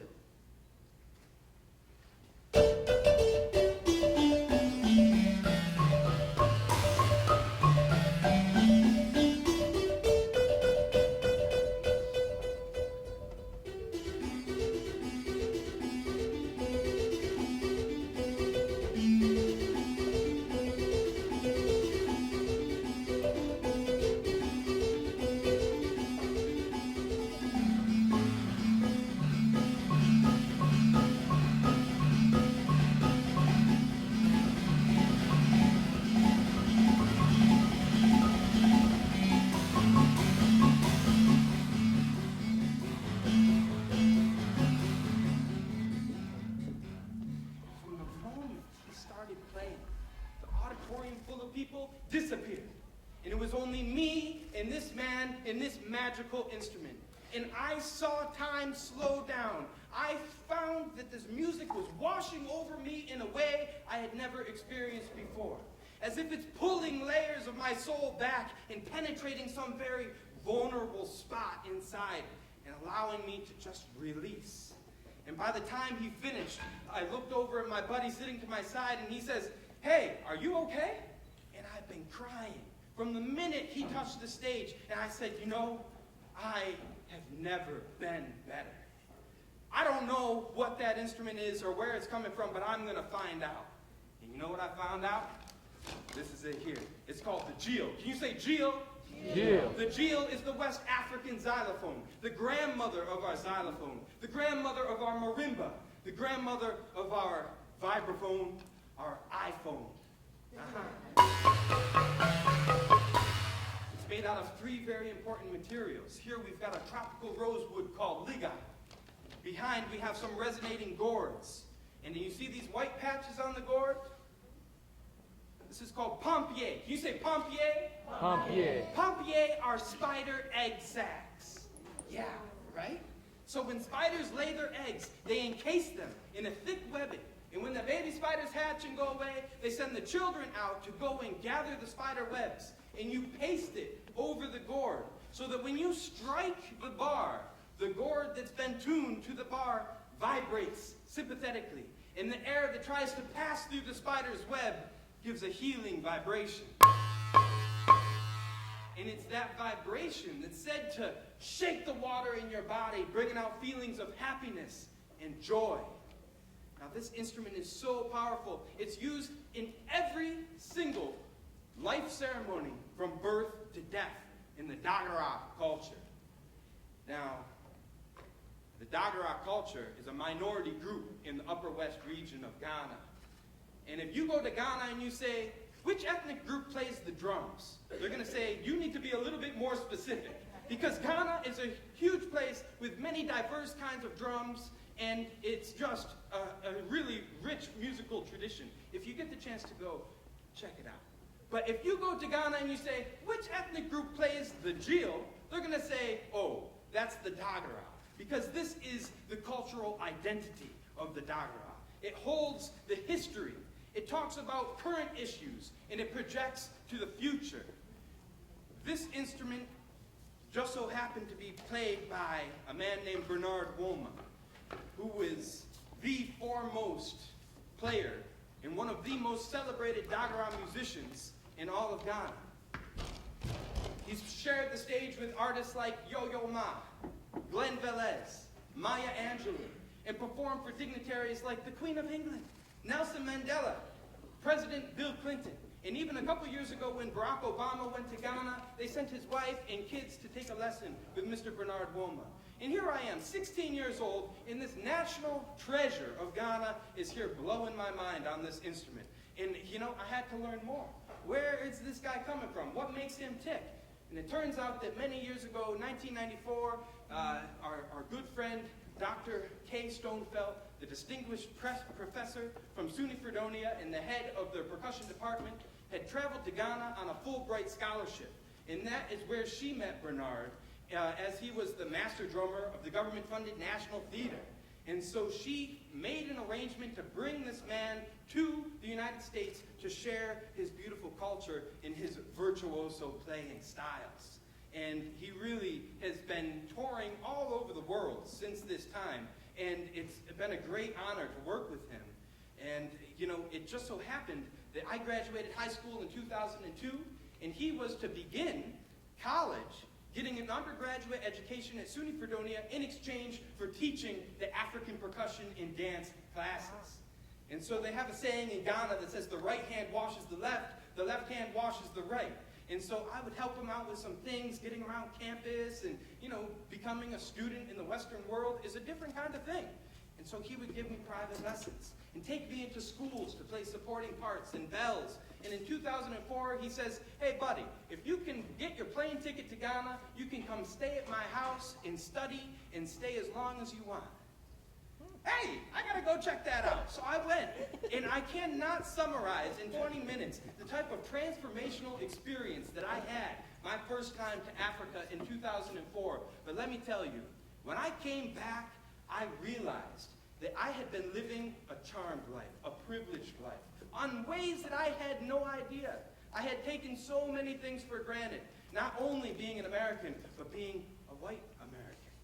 And I realized that these privileges have indebted me with a responsibility to do great things in this world. Not for me, for the greater world. I have been given the opportunity to create real change. And so I started a school of music, art, and dance, founded in 2005, modeled after my teacher's school called the Dagara Music Center. This one is called the Sly Boots School of Music, Art, and Dance, where your dreams don't have to be simply dreams, you just have to be a little sly about it. And a few short years later, playing with my jazz group on the sly and starting this festival called Sly Fest. By the way, we're entering our 11th year. We're going to be doing Sly Fest 11 at the Great Blue Heron Music Site, September 9, 10, and 11. Yes, come one, come all. But, you know, it's really through this work that I sat down with Bernard and said, wouldn't it be amazing if we could bring your teachers, the resident dance company of the Dagara Music Center, to the United States? Everybody said it was impossible. Dream crushers, right? Where are my boys? Yeah, no way. This was something that needed to happen. It was a calling, and despite all factors in our way, Bernard Woma and I and Dr. Stonefeld and a whole host of other collaborators managed to bring 15 members of the Sakumu dance troupe to the United States. And I bought a short school bus off of eBay Motors for like $2,000, and we hit the road. 99 shows in 49 days. That deserves a round of applause, huh? Yeah. I'll go.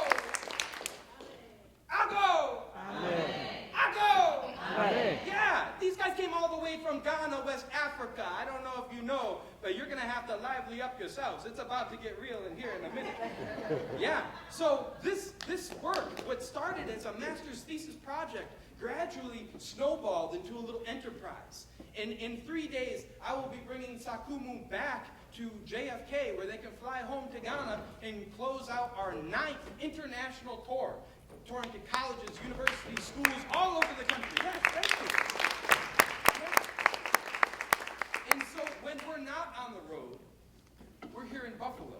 We're doing community classes. We're renovating renovating old industrial buildings, finding little places to hide ourselves and do pop-up classes and bring the community together. And before I knew it, other cultural artists started coming out of the woodwork. And in fact, one of the greatest djembe players I've ever seen in my life, from Guinea, West Africa, a man named Mohamed Jaibi, he comes up to me and he says, "Hey, Griffin, I don't know what a slide boot is, but I love what you're doing and I want to help support." And so our team started to gather, and we started to make some changes here in our Buffalo community, get the name out. And even when the show Fela off-Broadway came and performed at Shays, they came to Slide Boots afterwards to do a dance class. What we created was an underground world music and dance revolution on the slide, hiding in the shadows of Buffalo, New York, but no longer. We can't do that anymore because it's simply come to emerge. And henceforth, it is my great pleasure to announce to you that the Slide Boots headquarters in Buffalo will now be known as the Buffalo World Music and Dance Academy, LLC. Yeah. We're growing, we're evolving, we're learning, we're pushing forward. And in 2017, we intend to occupy the newly renovated Richmond Ferry Church, which is going to be a real dream come true, where we can continue to promote positive social change through cultural arts, education, and performance. Now, I've heard many, many times that if you want to impact change in 1 year, you should go plant a garden, plant rice. If you want to impact change over 10 years, you should go plant trees. But if you want to impact lasting change over 100 years, you teach children. In raising the consciousness, showing people that it's the differences in our cultures that make the beauty of this world. And it's worth celebrating, it's worth promoting, it's worth preserving, and we're here to do that work. They have a saying in Ghana, though it won't be easy. The saying in Ghana says, "Kakra, kakra, akoko de numasu," which means gradually, gradually, even the rooster with his tiny little beak is going to quench his thirst. And so here we are, this grassroots program. We don't have a nickel, but we're going to go out and we're going to change the world little by little. And with hard work and perseverance and persistence, we will quench our thirst. We will make Buffalo a brighter community. You agree? Yeah. How many people want to dance today? Let me see your hands in the air. Oh, okay, couple. Hands down. I go. Amen. How many people do not want to dance today? Let me see your hands in the air. I go. Amen. You do know it's April 19th. We're like voting today, right? This is a thing. Okay. If you're undecided, let me see your hands up halfway. I go. Amen. In Ghana, they have a saying that bad dancing will never kill the ground. If you're dancing badly, the ground will not complain. And so I'm very sorry to have to tell you that everybody who does not want to dance or are otherwise undecided, you're going to be the ones to dance first. Yes, that's how it goes. I go! Amen. But it's okay. I brought some friends. They're going to help you out. Let's put our hands together for the Sakumu Dance Group. Come on.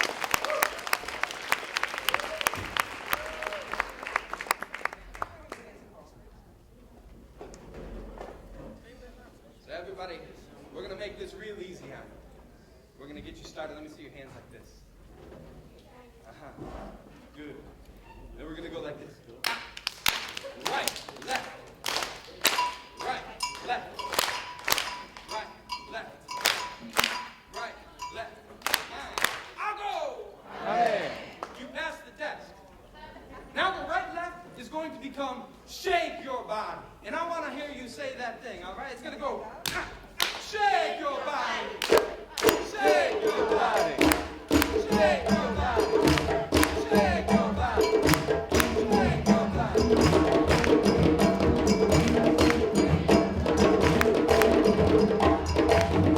I go! Amen. You see, the dance says shake your body, and I'm seeing an awful lot, shake your body. They came all the way from Ghana, West Africa. You can do better. Let's go. Shake your body. Shake your body. Shake your body. Shake your body.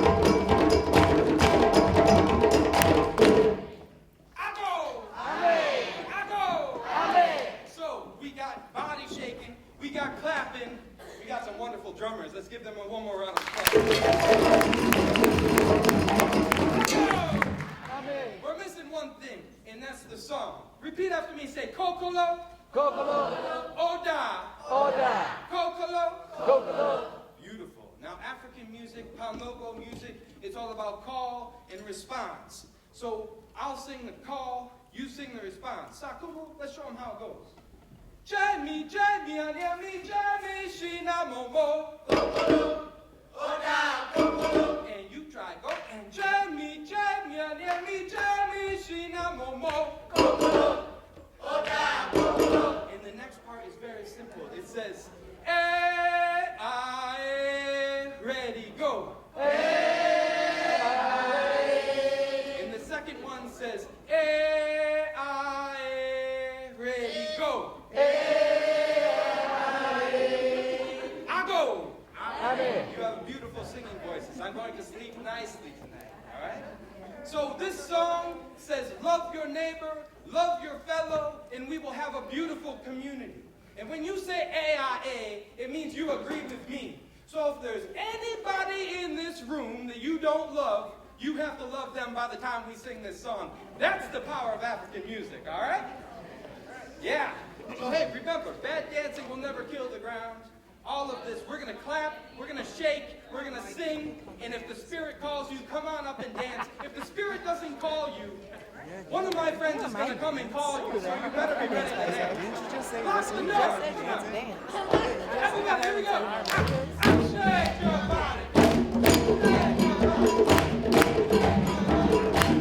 Shake your body. Shake your body.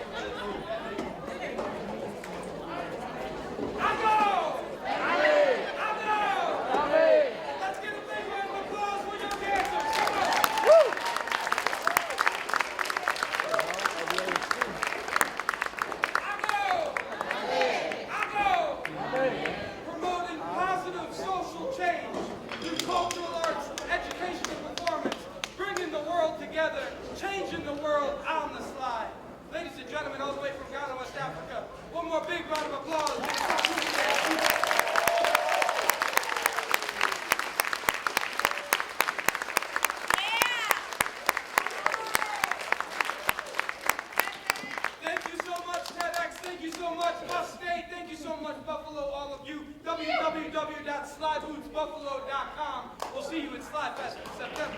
Thank you.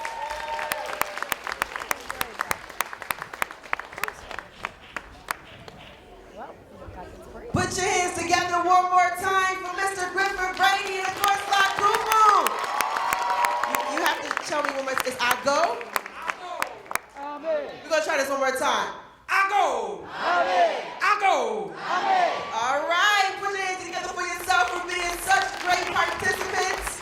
You had a great workout. Some of you broke a nice little sweat. Just in time for us to roll right into lunch. I hope you worked up a good appetite because now we have lunch available for you. So right about now, you are in the hands of our TEDx Youth volunteers who will direct you according to your table. So we'll be back with you in just a moment. Enjoy your time, and don't forget to use the hashtag TEDxYouth Buffalo 2016 if you're taking any pictures, and at us at TEDxYouth Buffalo as well. We'll be back in just a moment. You're not here when they call you?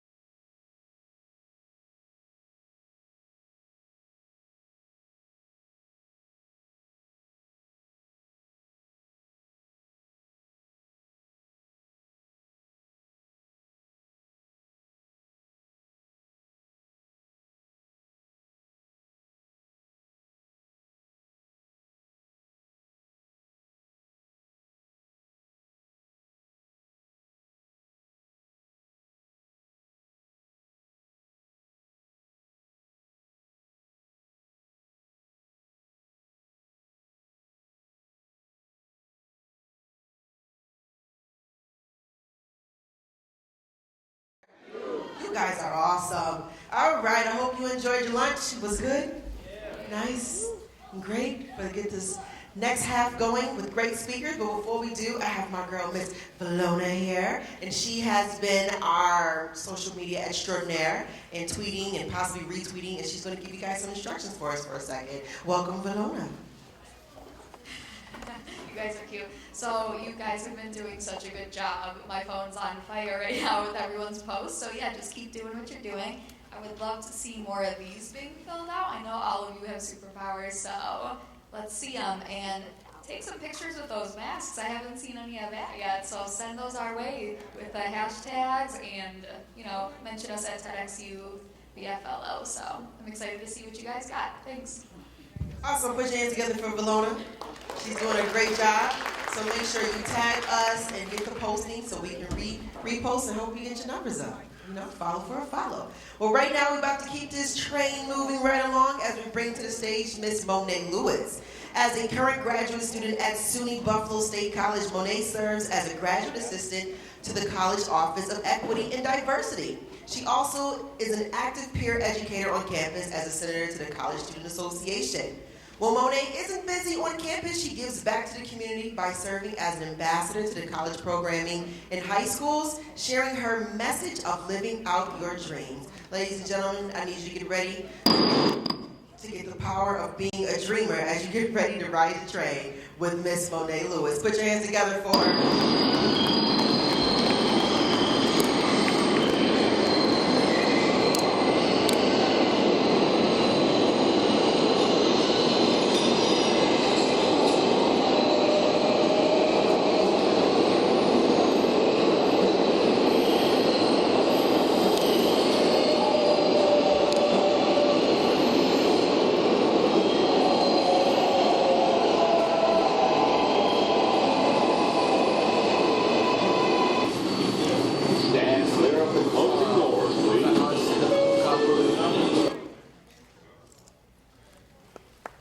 Hello, everyone.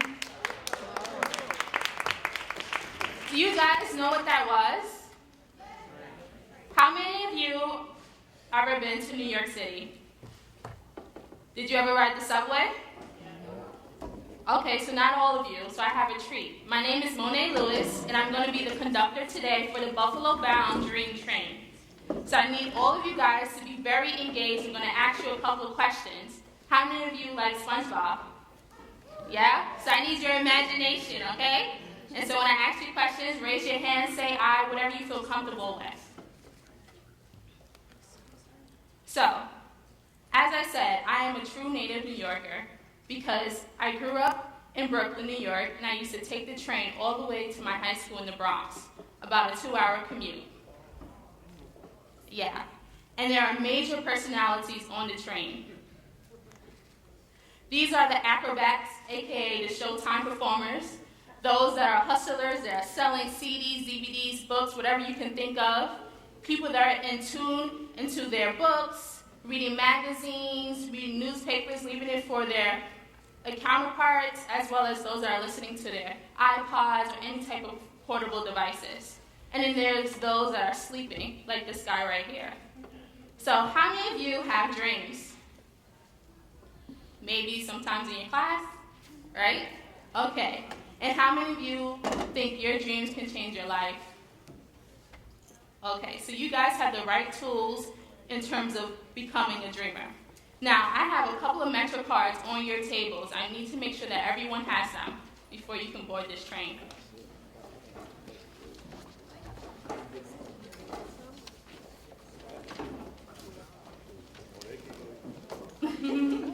Okay, thank you. So this Metro card is not cheap. It actually costs $1 and the fare is $2.75. So make sure you hold on to them. They're going to be a guide for us on this new journey, and this ride is going to change your life. I promise. So what is a dreamer, you may ask? A dreamer is a person that takes responsibility of their actions, their life. They hone in on their own visions, despite with anyone that may say things otherwise. Friends, family, they keep that vision and they stay focused. And the unique thing about being a dreamer is that every person has their own dream. No matter if it's a similar aspect, it's different, and you have that power. So, how did I become a dreamer? Well, I wasn't always one. Actually, when I was younger, I suffered 2 losses. 2 of my siblings had passed, and I was separated from my family. And I was placed into foster care at the age of 7 to 13. And one of the challenges I had as being a former foster youth is talking about my family and about how many siblings I have. Well, there's actually 10 of us. There's myself, I have 5 siblings on my mother's side, and then there's 3 siblings on my father's side, as well as my stepbrother, who I love. So I wasn't too sure. Do I share about my 2 younger sisters, who I'm really close with, and they inspire me every day, and we have that close conversations while I'm all the way here in Buffalo and they're in New York City? I wasn't too sure. A lot of my friends even thought that I was the only child. And because I suffered these 2 losses, I was really depressed when I was in 8th grade. I didn't have the same spirit. And there was one day when I came into school and I had a hoodie on, a dark blue hoodie, and jeans. And this was a red flag to the PTA staff in my junior high school because I went to a uniform school. We actually wore white button-down shirts and khaki slacks. And so the PTA, so nice of them, they raised money to take me shopping and to give me the appropriate uniform for school. And because they were so willing to help me in my time of need, I realized there was something greater in myself because they believed in me. And so I had a vision that this was not going to be my story. I wasn't going to let this take over my spirit. I was going to focus on getting my education, whether it be graduating from high school and entering college. I didn't know at the time, but I knew there was some moment that I was going to be better. So in 8th grade, I made a promise to myself that I was going to do my best in school and I was going to focus on my grades. So I didn't realize my talent was worth sharing until January when I spoke to my little sister. My little sister had severe abdominal pain in her stomach, and the doctor told her that she had to limit her activities. This crushed her spirit. Why? Because she's a dancer. She's dreamed of being a professional dancer and going to the Alvin Ailey School in New York City. And I told my little sister, this is just a minor setback.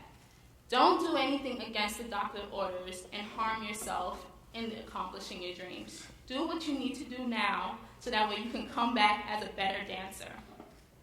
So what happens when my little sister follows my words? 2 months ago, my little sister shared this on her social media account. Never give up on your dreams. Live your life as much as you can. Don't let nobody judge you for who you are. She is only 12 years old, soon to be 13. Truly inspired by her. So what might happen if you don't follow your dreams? You ever miss that important train to get to class? Or the bus along Elmwood to go to your high school? That's exactly what it feels like, missing an opportunity, missing that stop. So how do you make sure that you stay on track? Have any of you read A Dream Deferred by Langston Hughes?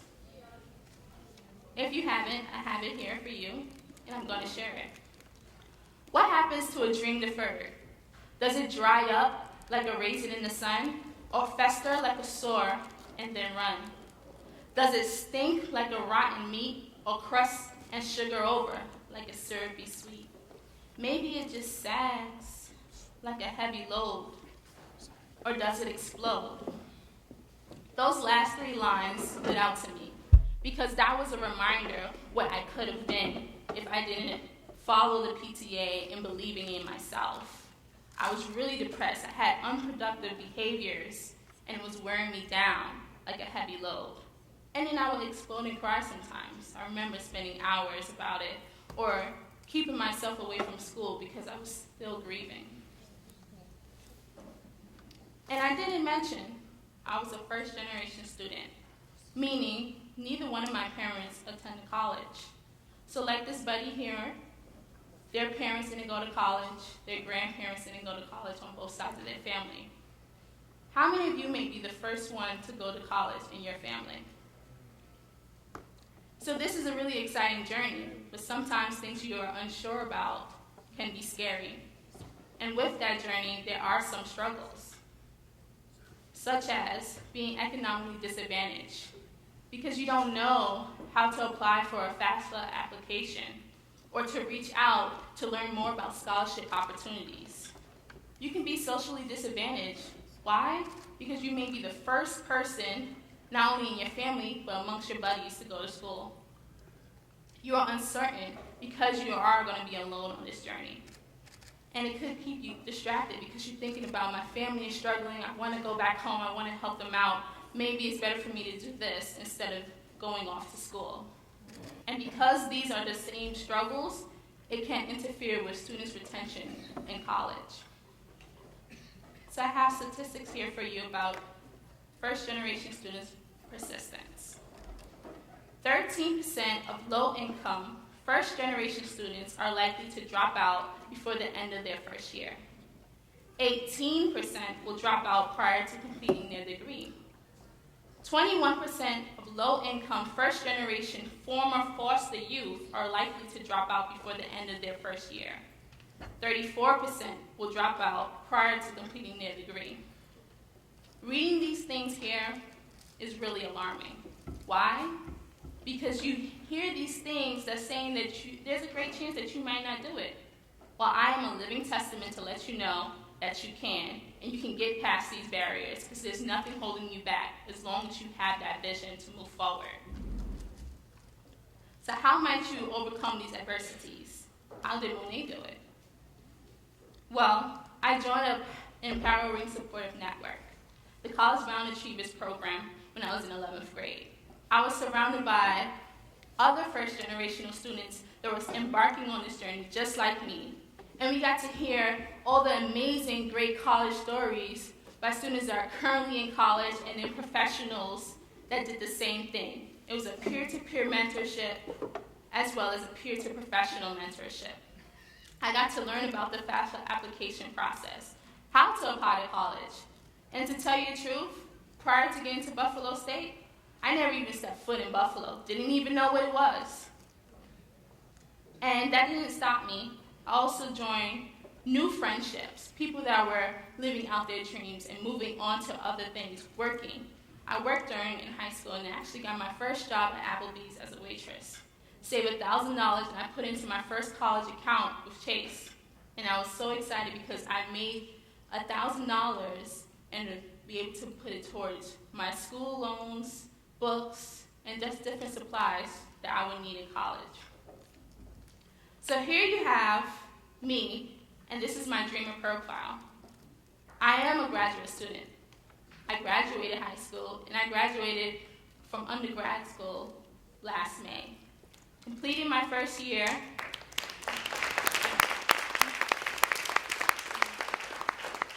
and I'm extremely excited. I am a young professional, had my first job as a graduate assistant for the Office of Equity and Campus Diversity, as well as being a peer educator for Weigel Health Promotions here on campus. I also wear other hats on campus. I am a senator at large for the Graduate Student Association, as well as have a seat on the college senate for SUNY Buffalo State. And I didn't stop there. I still give back to my community and the College Bound Achievers program. Every chance I get when I have a break from school, I go back and I speak about my experiences in college. I've been here for 5 years. I think I know a little bit. And I never felt so powerful. I always take on the bigger sister spirit because that's truly who I am, and I really want to share my experiences with you guys to motivate you. So I never felt more powerful. So before I leave you guys, as I promised, this talk, this ride is going to change your life. I have Dream Train requirements. In order to be a dreamer, you have to have a vision. Remember mine being going for my education. You have to believe in yourself. Remember the promise I made in 8th grade?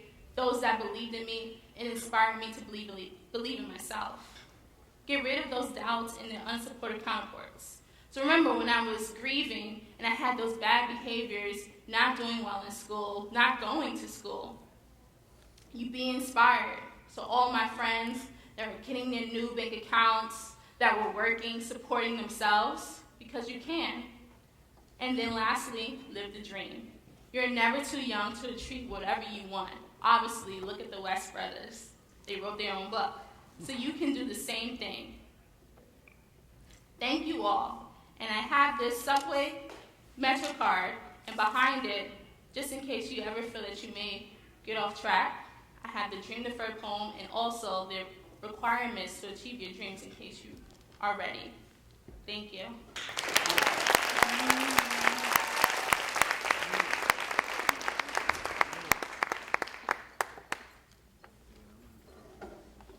Put your hands together one more time for Miss Monae Lewis. Did you guys enjoy your train ride? I hope you utilized your pass really well. You can use that again if you ever make a trip to New York City. She made sure she provided you with that. All right, next coming to the stage, we have another phenomenal young lady who's definitely about to talk to you about the duty of the true me. Thank you. I'm missing something here. I said like 4 minutes on the clock. That's it. Monae, can you turn your mic off? I heard Monae. Heard a voice. All right, so one of Buffalo's recent breakaway stars, Miss Zuri, is a multifaceted musician and superhero who has gained notoriety for her musical prowess. Now, picking up the bass guitar at the tender age of 7, she has honed in on her talent in a career as a professional musician. From her tour in the U.S. Marine Corps to the appearances on a runway, her experiences are nothing short of amazing and worthy of the spirit and definition of a true rock star. Ladies and gentlemen, put your hands together for someone who's going to talk about the duty of the true me, Miss Zuri Applebee.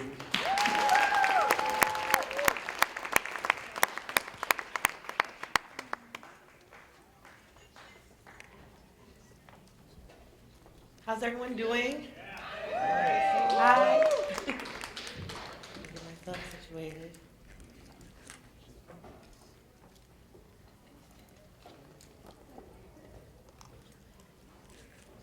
So my name is Zuri Applebee. I'm 28 years old, Buffalo, local, born and raised, Buffalo bred. I'm here today to talk about some of my experiences that I've undergone in my 28 years, and specifically the past 10 years. So the title of my talk is The Duty of the True Me. Now the reason why it's the duty of the true me is because, as some of you may know, I'm a Marine veteran. I served 4 years in the Marine Corps. Thank you. Thank you. Active duty. I serve in the Marine Band. And for 4 years of my life, from 17 to 21, a young lady, I served and had no clue what I was getting myself into. And I gave up my entire self-responsibility to someone else and someone else's morals and someone else's beliefs. Something that I didn't even really research on what they believed. I just knew that I wanted to go in the Marine Corps. Little did I know that meant that I was going to give up my identity. It was going to give up the true me. Not give it up, but help me see that what I was doing for them wasn't necessarily the true me. It was me doing what was asked of me, as opposed to what was I asking of myself. So through that experience, it showed me how to outline and define who I was. And in the Marine Corps, we use a lot of acronyms to help us to remember key topics, things that we want to focus on. And so an acronym, does anyone know what an acronym is? Who can give me an answer of that? Anyone? I'll give you the answer. Acronym is taking key topics and you create a word out of it. And I'm going to do that reverse. We already have our word. The word is duty. And I'm going to take each of those letters to have different ideas connected to each letter. So what's the first letter in the word duty? D. D. So with D, we're going to have define and outline. Now to define and outline, and these are all being connected to the morals that I find are how I keep in line my true self and the duty of that. Now the definition of duty is a moral obligation or legal, in parentheses, we're going to talk about the moral aspect, a moral or legal obligation, a responsibility. And so what is your responsibility? Who are you responsible to? What are you responsible for? How do you even, know where you're starting and your responsibilities, because once you're dropped off on this earth, you didn't have any, and all of a sudden you had some as you went along. You're like, well, where did these come from? Did I outline these responsibilities? Am I in charge of the things that I am responsible for? And that's very important, because in the Marine Corps, I was responsible for, like I said, things that were outside of necessarily my passions, my drive. The only thing that I was responsible for at that time was myself, in terms of how I conducted myself, not necessarily the experiences I was being in. So I wanted to define and outline necessarily like how I took my morals and applied it into something that wasn't my passion. It wasn't my passion to be told what to do. It wasn't my passion to wake up early at 3, 4 a.m. It wasn't my passion to have to wear a uniform all day and to do those things, but it was my passion to push myself. It was my passion to put myself in a situation where I had never been in. And through that, you learn who you are by being in situations that are totally different from your common experiences. So we're going to move on to you. You I use for understanding, understanding, and overstanding. Now, there's 3 different parts of that, because to truly have a connection and a knowledge of something, you have to not just have awareness of it, which is what I look at as overstanding. I look at that as awareness, right? You have to be aware of something to even have a conscious mind about it. Then we have to have understanding, which is underneath, which to me is the 20/20, that's the after the math. And then you have understanding, which is you going through the actual experience yourself. So then what's the next letter in the word duty? T. T. For T, I look at my thriving relationships for me to outline my morals. Which, what is a thriving relationship? Something where your role is complementing the other person's role. So what is a role? What are some of the roles we play in our lives? Does anyone have any ideas of what that might be? Yes, what's your example? Exactly, thank you, perfect. A brother, what's another role that we play in our lives?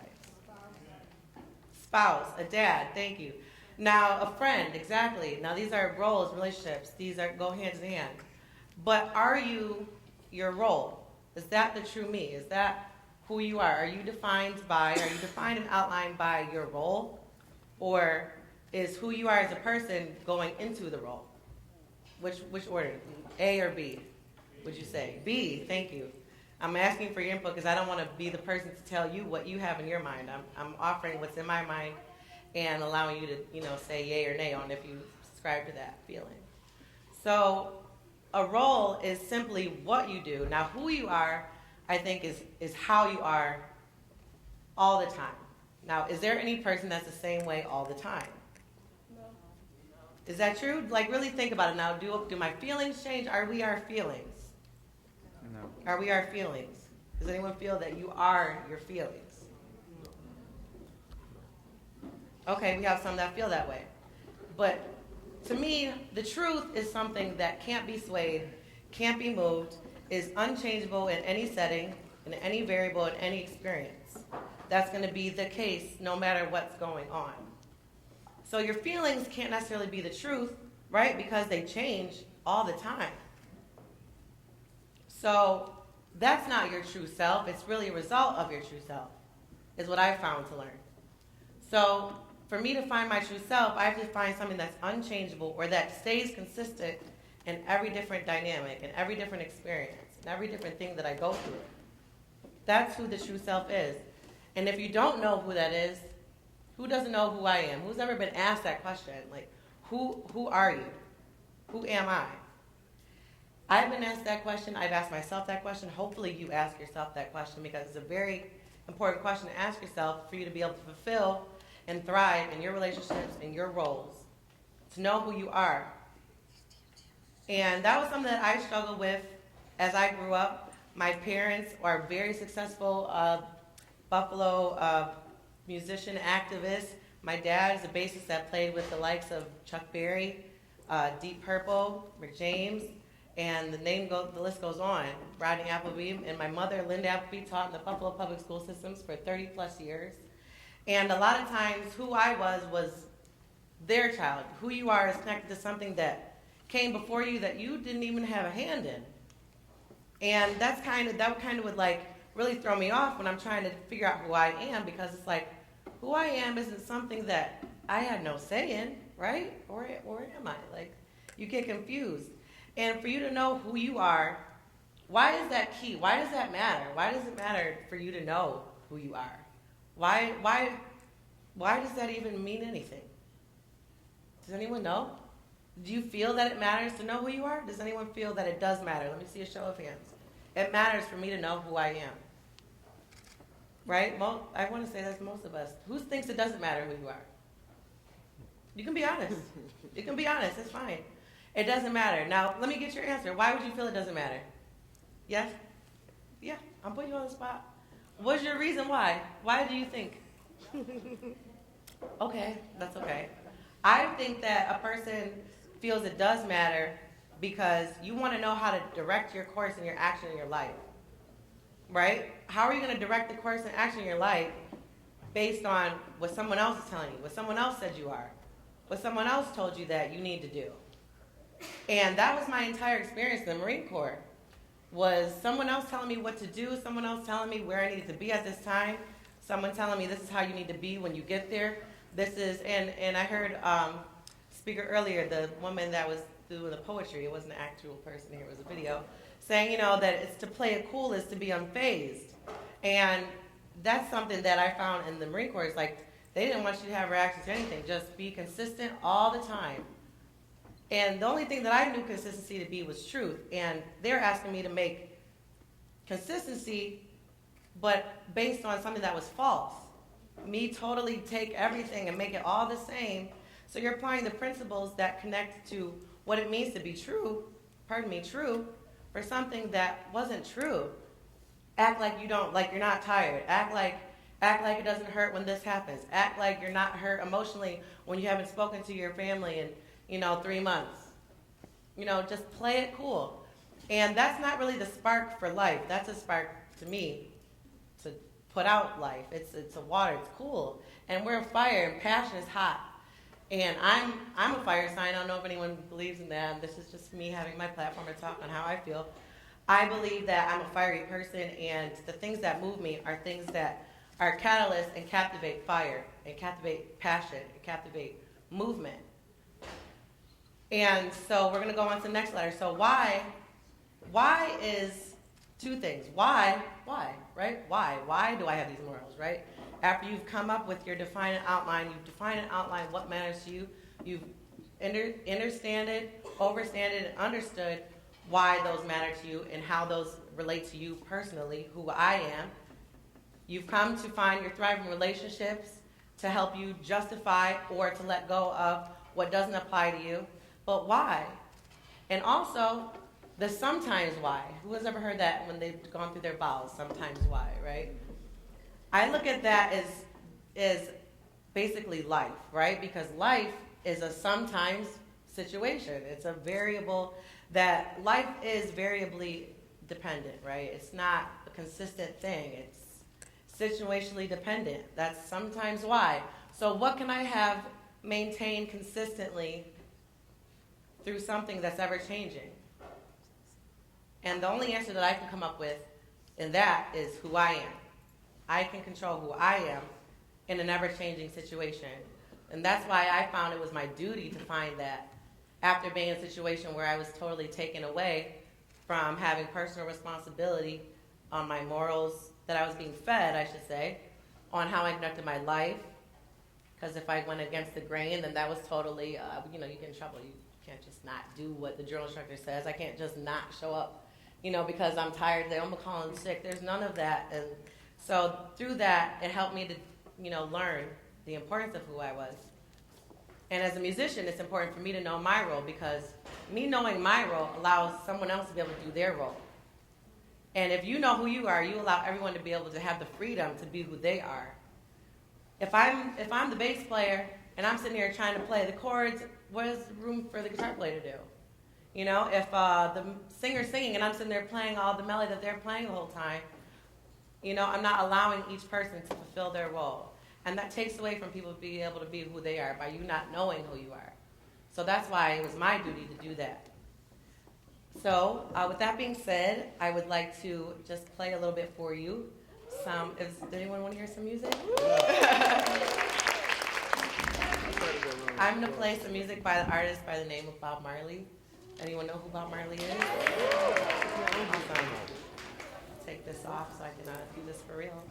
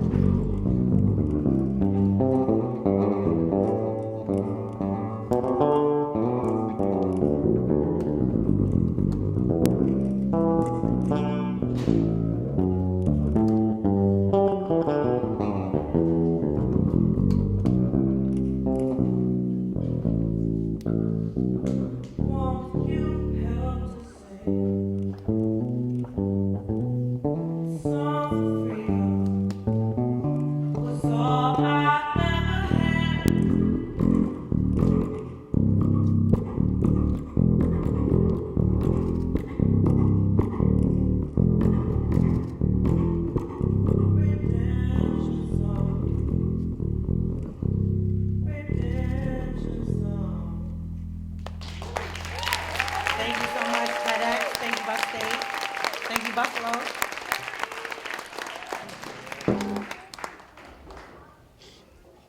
Put your hands together one more time for Miss Zuri Applebee.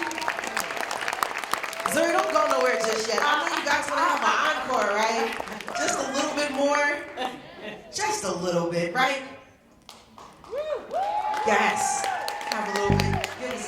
Give us something real good. Oh, y'all know what this is? Somebody tell me what it is. You know what it is? You better know what it is. Come on, clap it up. Go, Zuri. Can y'all sing? Who's there to start singing? Somebody. I see a very famous person in the audience. Maybe I should hear her sing. Come on. Just a little bit. Come on.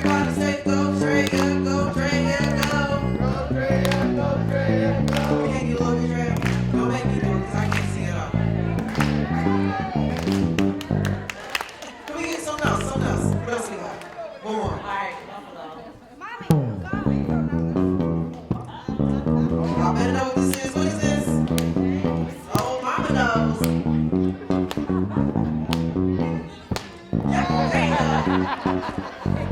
Of course, the musicians over there would know.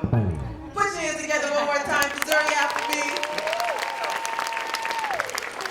Beautiful, beautiful. So you guys are in for a treat. You done had some dancing, you done had some singing, got some musical arrangements going for you. I'm a little jealous. When I was last time a speaker, I didn't have all of this entertainment. Put your hands together one more time for Zuri Applebee.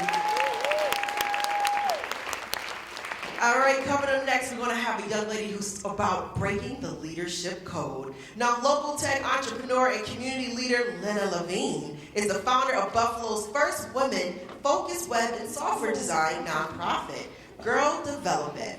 Working to provide affordable tech-based programming in a judgment-free environment, Lena focused her efforts on developing young women as tech leaders in their own communities. She was named Woman in Tech in 2014 and Tech Community Contributor in 2015. Put your hands together and get ready to break the leadership code for Lena LaVine.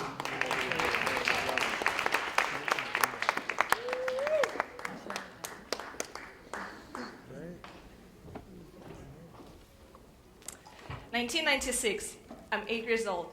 I'm going to the summer camp for the first time. Instantly, kids label me as an awkward child, and nobody wants to play with me. 1997, I'm 9. Going back again to the summer camp. After a day, other kids think I'm awkward, and nobody wants to be my friend. 2001, I'm 14. Going back again to the summer camp. Other kids still think I'm really awkward. Why did I keep going back? This pretty much sums me up growing up as a child. An awkward kid that doesn't feel comfortable in any social situation and says their own thing at their own time. It's been really challenging growing up. I remember many sleepless nights when I would toss in my bed, replay the same conversation in my head over and over again, trying to think for the perfect comeback. And I absolutely dreaded to participate in any group activities or share my opinion with other kids, because I knew they either would laugh at me or say it was stupid. So it got so bad that I thought I was just a stupid kid like that, and that I was destined for this life and this type of treatment.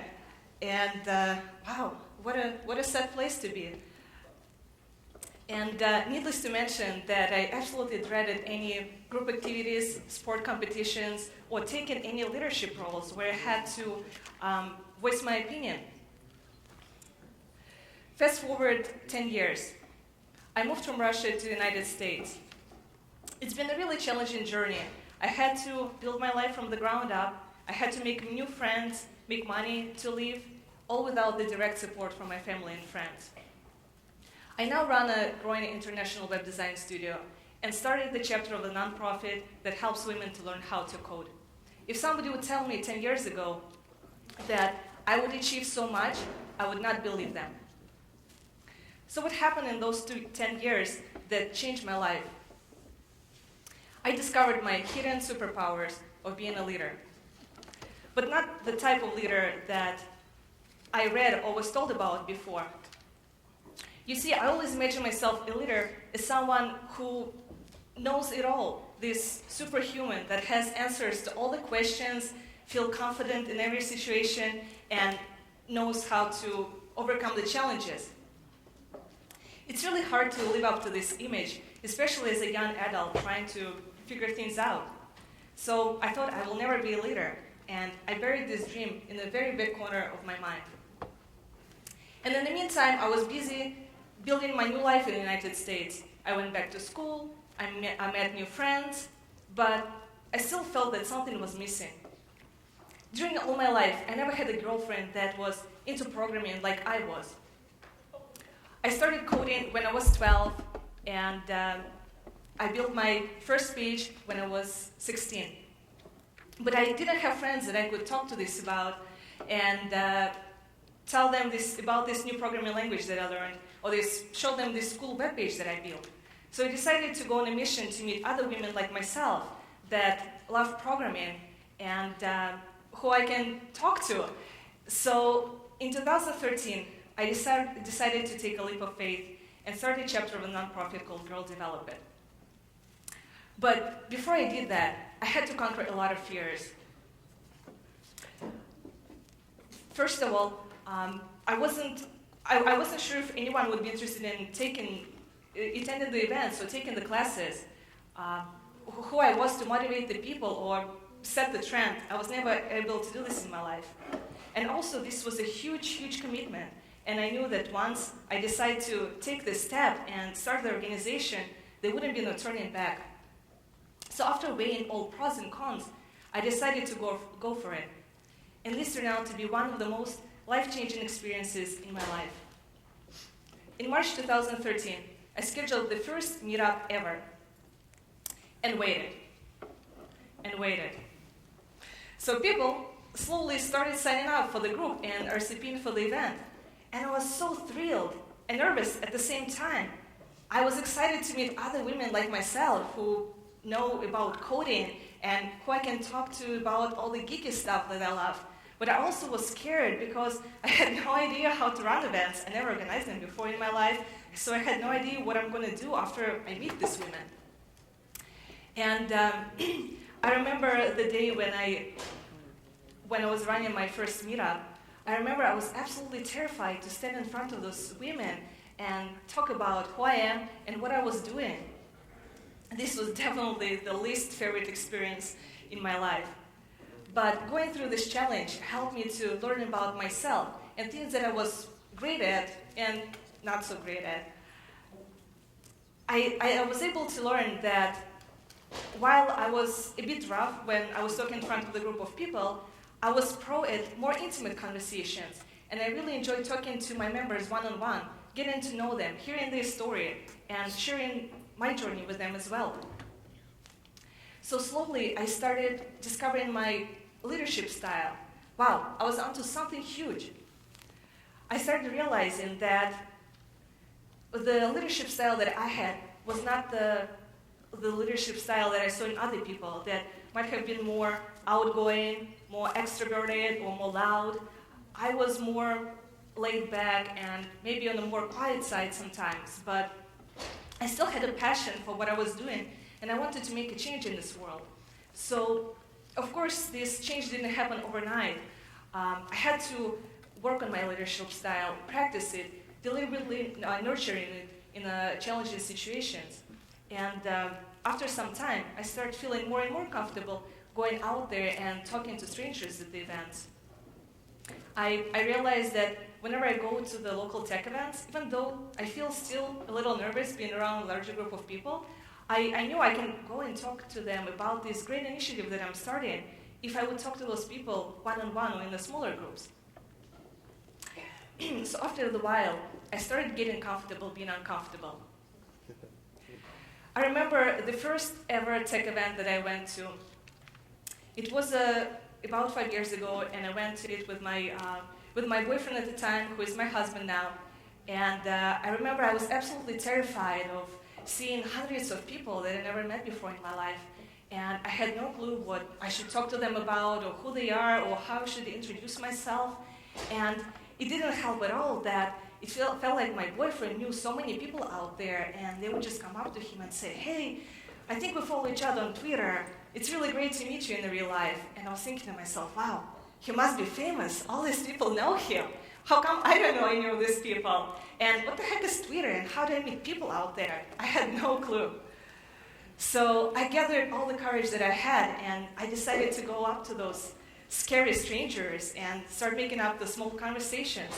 And at that moment, it didn't really matter if I were to become best friends with those people or probably never see them again in my life. More importantly, I started getting myself out of the comfort zone and slowly getting used to it.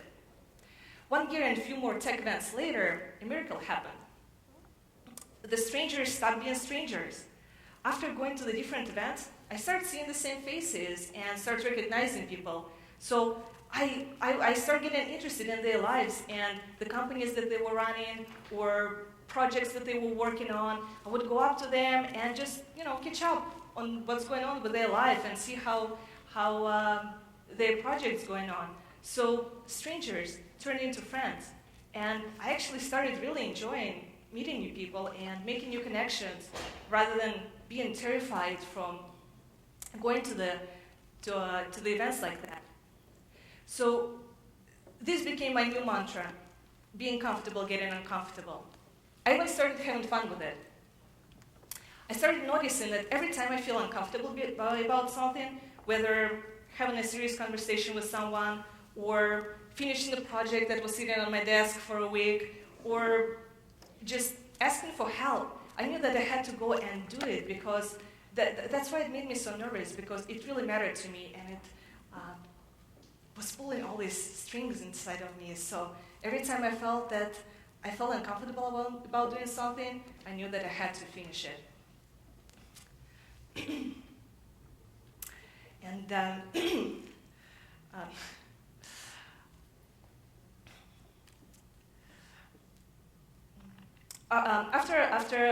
after starting Girl Develop It and my web design studio, I learned also that having this big picture thinking is really great, but also little things often get overlooked, and they can make a huge difference. For instance, as little as saying thank you to someone to appreciate the effort that they put into the project that they done for you, or the teamwork that we done together.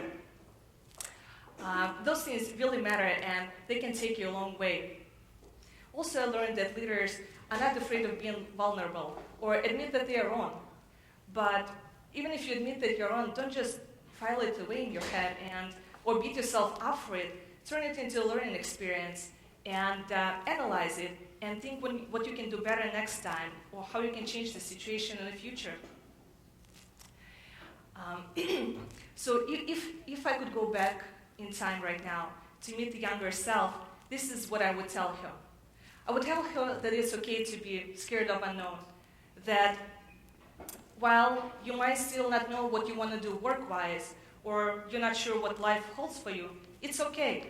It all will work out. Keep learning about yourself, and keep learning about the things that you're good at. And don't treat mistakes like the end of the world, because they teach you about things that don't work. So you can go back and fix those things and do them right next time. And while the future leader still might be sleeping inside of you, go on a great life adventure. Have some fun. And the right time will come when you will uncover your future leadership superpowers. Thank you.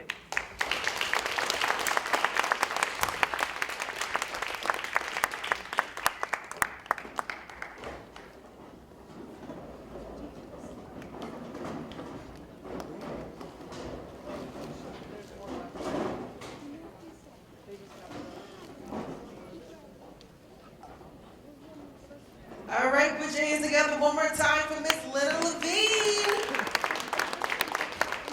All right, we are getting down to our last and definitely not least final speakers. So when I say empower, you say youth. Empower. Youth. Empower. Youth. You guys have been so awesome. So coming up next, we're going to get some more dance movement going with Robin Bishop and Christine Dwyer. A lifelong love for dance launched a career and lifestyle change for Christine and Robin. Lifetime friends who shared a vision to help others express themselves, they created Danceability, an individualized dance, fitness, and movement program designed to serve the special needs community. Since 2007, Danceability has served more than 140 students throughout dance programming and instruction. Get ready to dance outside the box with Robin Bishop and Christine Dwyer. Put your hands together for them.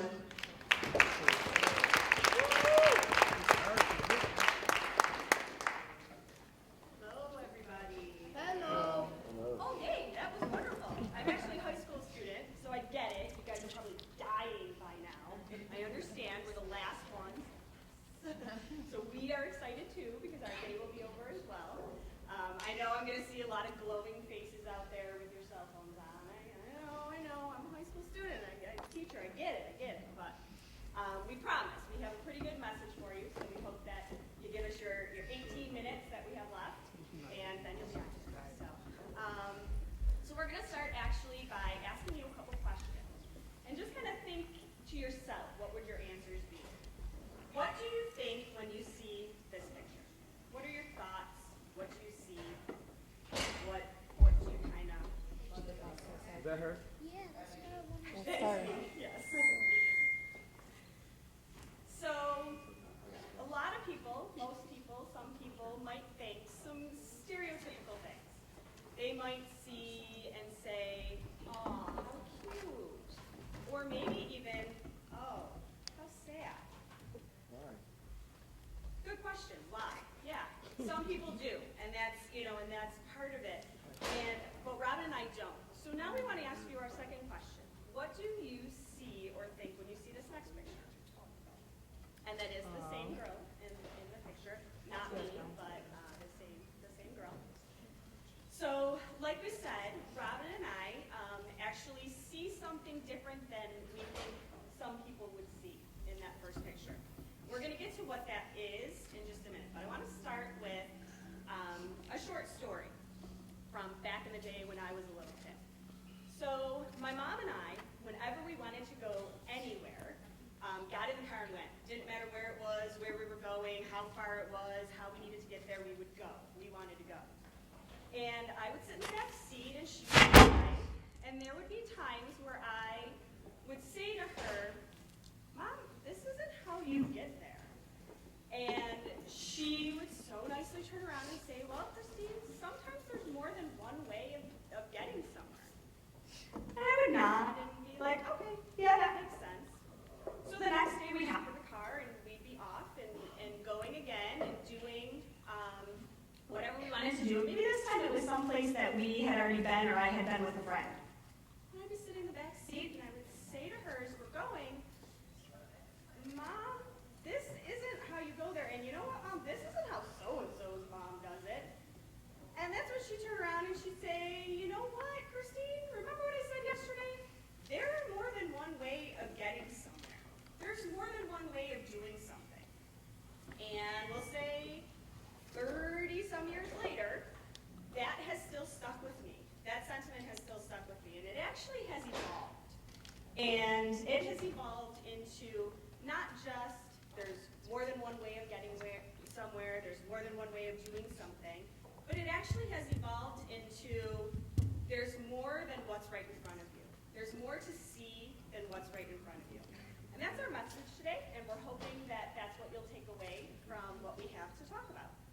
So we're going to share a little bit about ourselves first, and then we're going to let you know about how we started Danceability. It is a dance, movement, and fitness program for individuals with special needs. It is run by the two of us, as well as our dedicated staff and nurturing volunteers, and we hope to empower all of our dancers to do something a little bit more than what they think they're able to do. So we're going to share a little bit about us, and then we'll get there.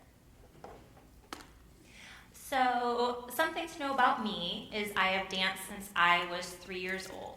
I never was the best dancer in the class. I never went to a super competitive school. It was just something that I did as a hobby, and I loved it.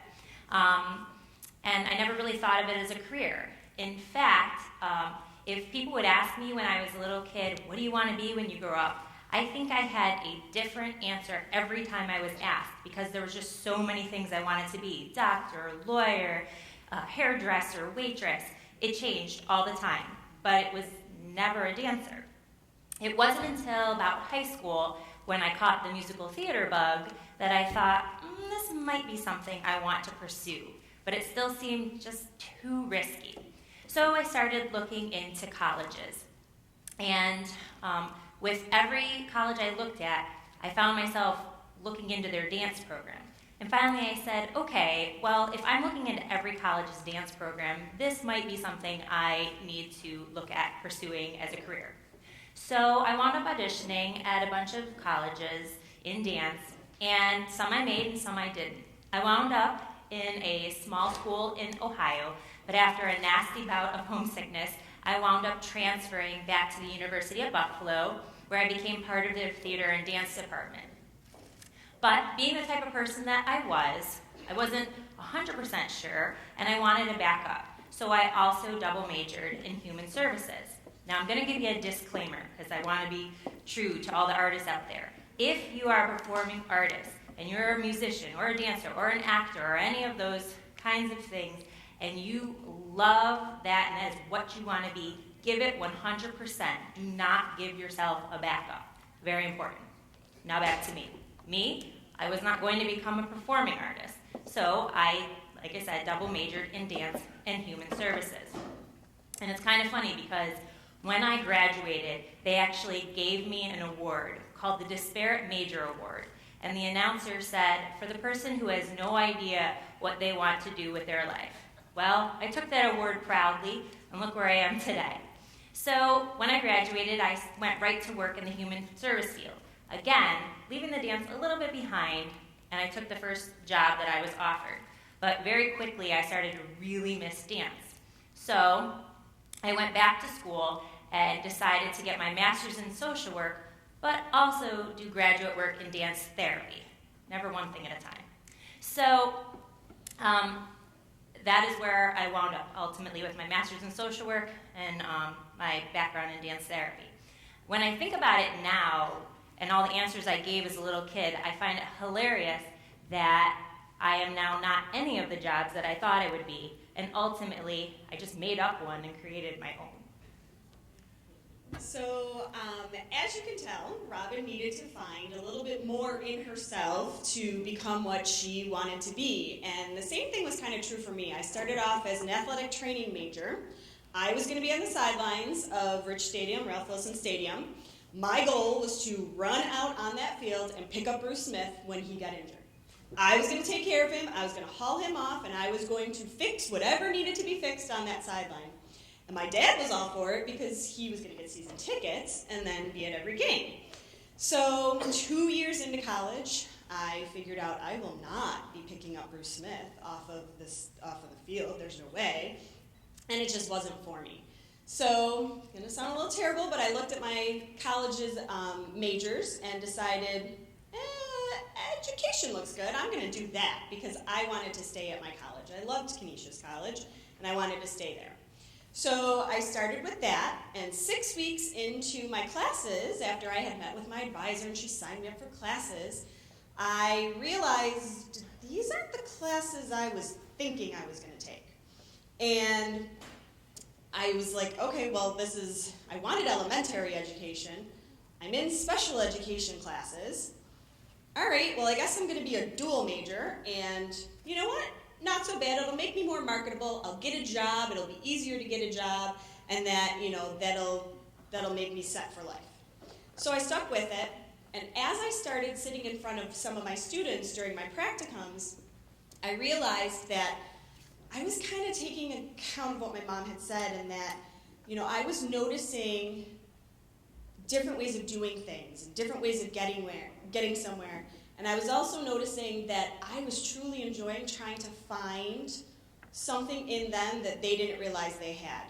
And I was trying to find, they said that, these were students with special needs, and I was just trying to find out what they needed that was special. What was so special about them that I needed to give them? And I really enjoyed doing that. And in conversations that Robin and I have had, we've realized that, that's what we believe in. We need to figure out what something more is in the things that we see and the people that we see there in front of us, and thus, Danceability was born. So now you heard a little bit about us. Now I'm going to tell you about what Danceability is. So as Christine said, Danceability is a dance and movement program for children and adults with special needs. We run just like any other dance program, except that our dancers are challenged with things like autism, Down syndrome, cerebral palsy, ADHD, seizure disorders, and the like. We work with children and adults. People never age out. And we have a lot of boys, girls, men, and women who come to us. They attend class once a week, but instead of just learning one dance style, they don't come to tap Tuesdays at 7 or beginner ballet.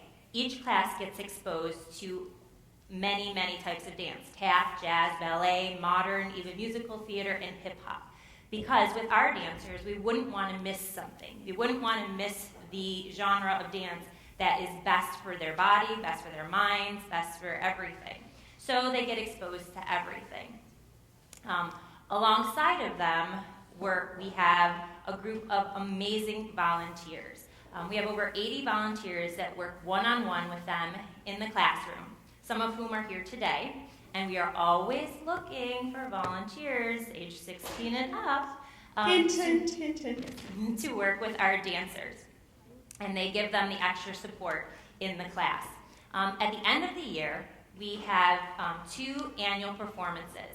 And each class has a specially choreographed piece for them. They get their own costumes, and they perform on stage in the lights for the community, their family, and friends. And it's a really exciting time, and it's actually coming up for us in a couple of weeks, May 7th.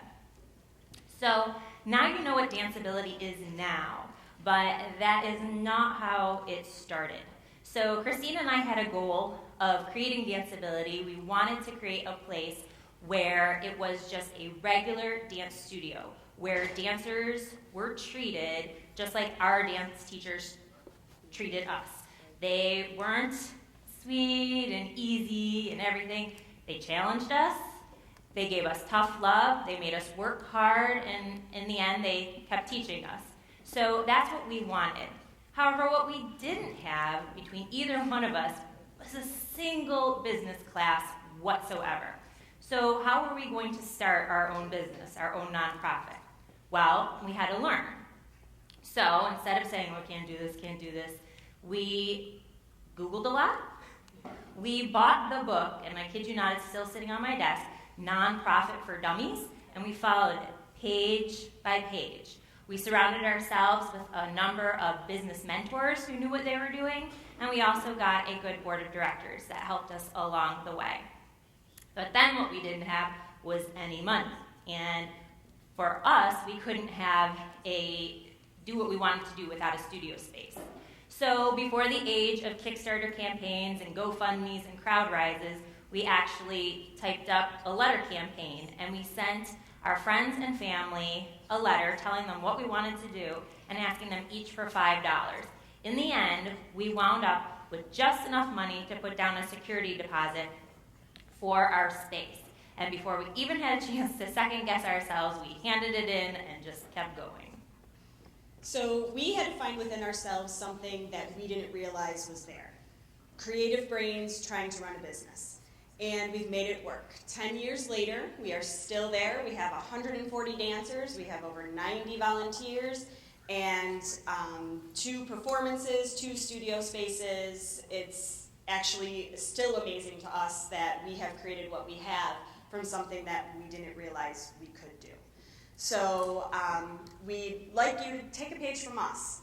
Don't analyze until you have this paralysis and you just can't go forward. Don't let fear get in the way. Don't think that you can't do something that might be a little fearful for you.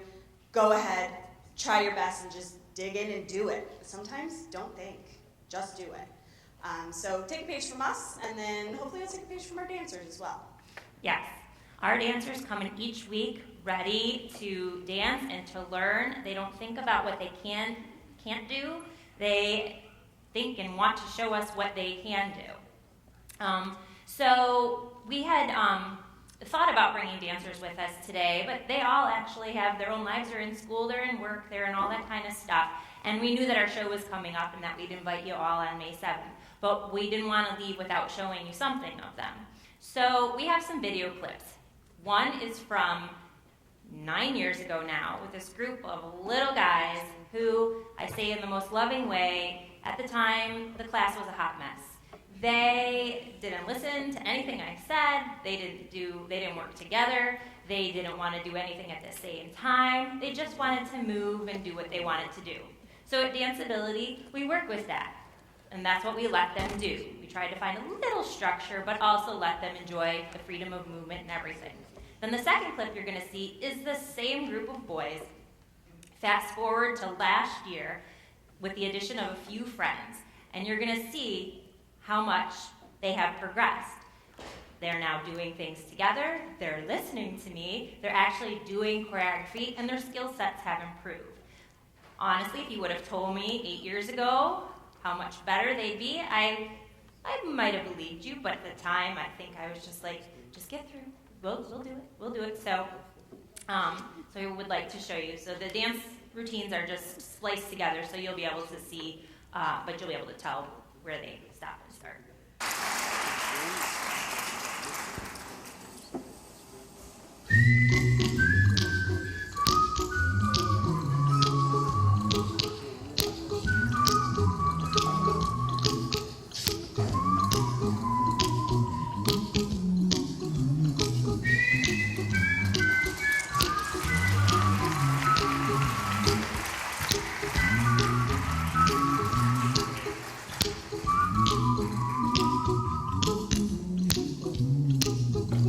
Here's a little song I wrote. You might want to sing it note for note. Don't worry. Be happy. In every life we have some trouble. When you worry, you make it double. Don't worry. Be happy. Don't worry. Be happy. Chim, chimney, chim, chim, chiree.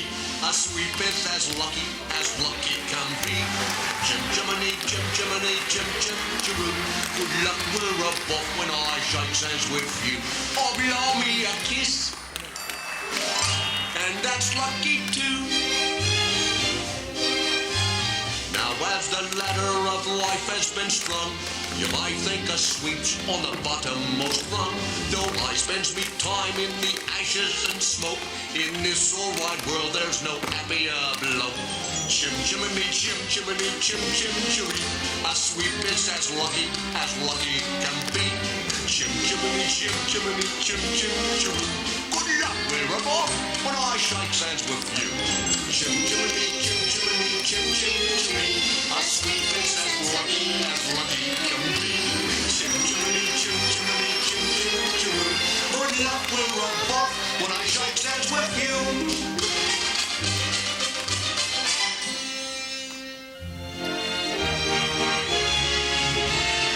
I choose me bristles with pride, yes I do. A broom for the shop and a brush for the flu.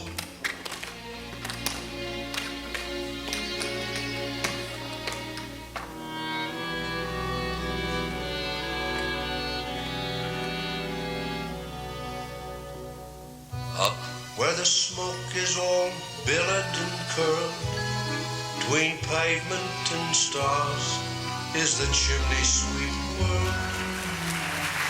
When there's hardly no day, hardly no night, there's things off in shadow and off way in light.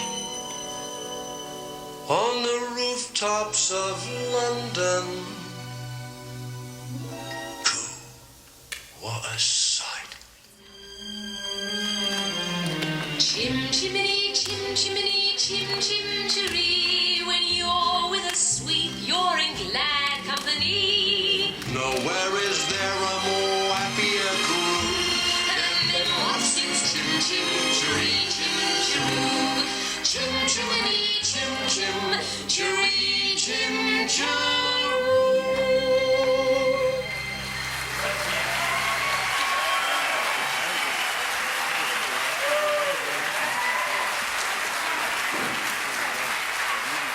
So we'll leave you with that. Hopefully you had a great day and you take all of these wonderful messages with you and welcome you back to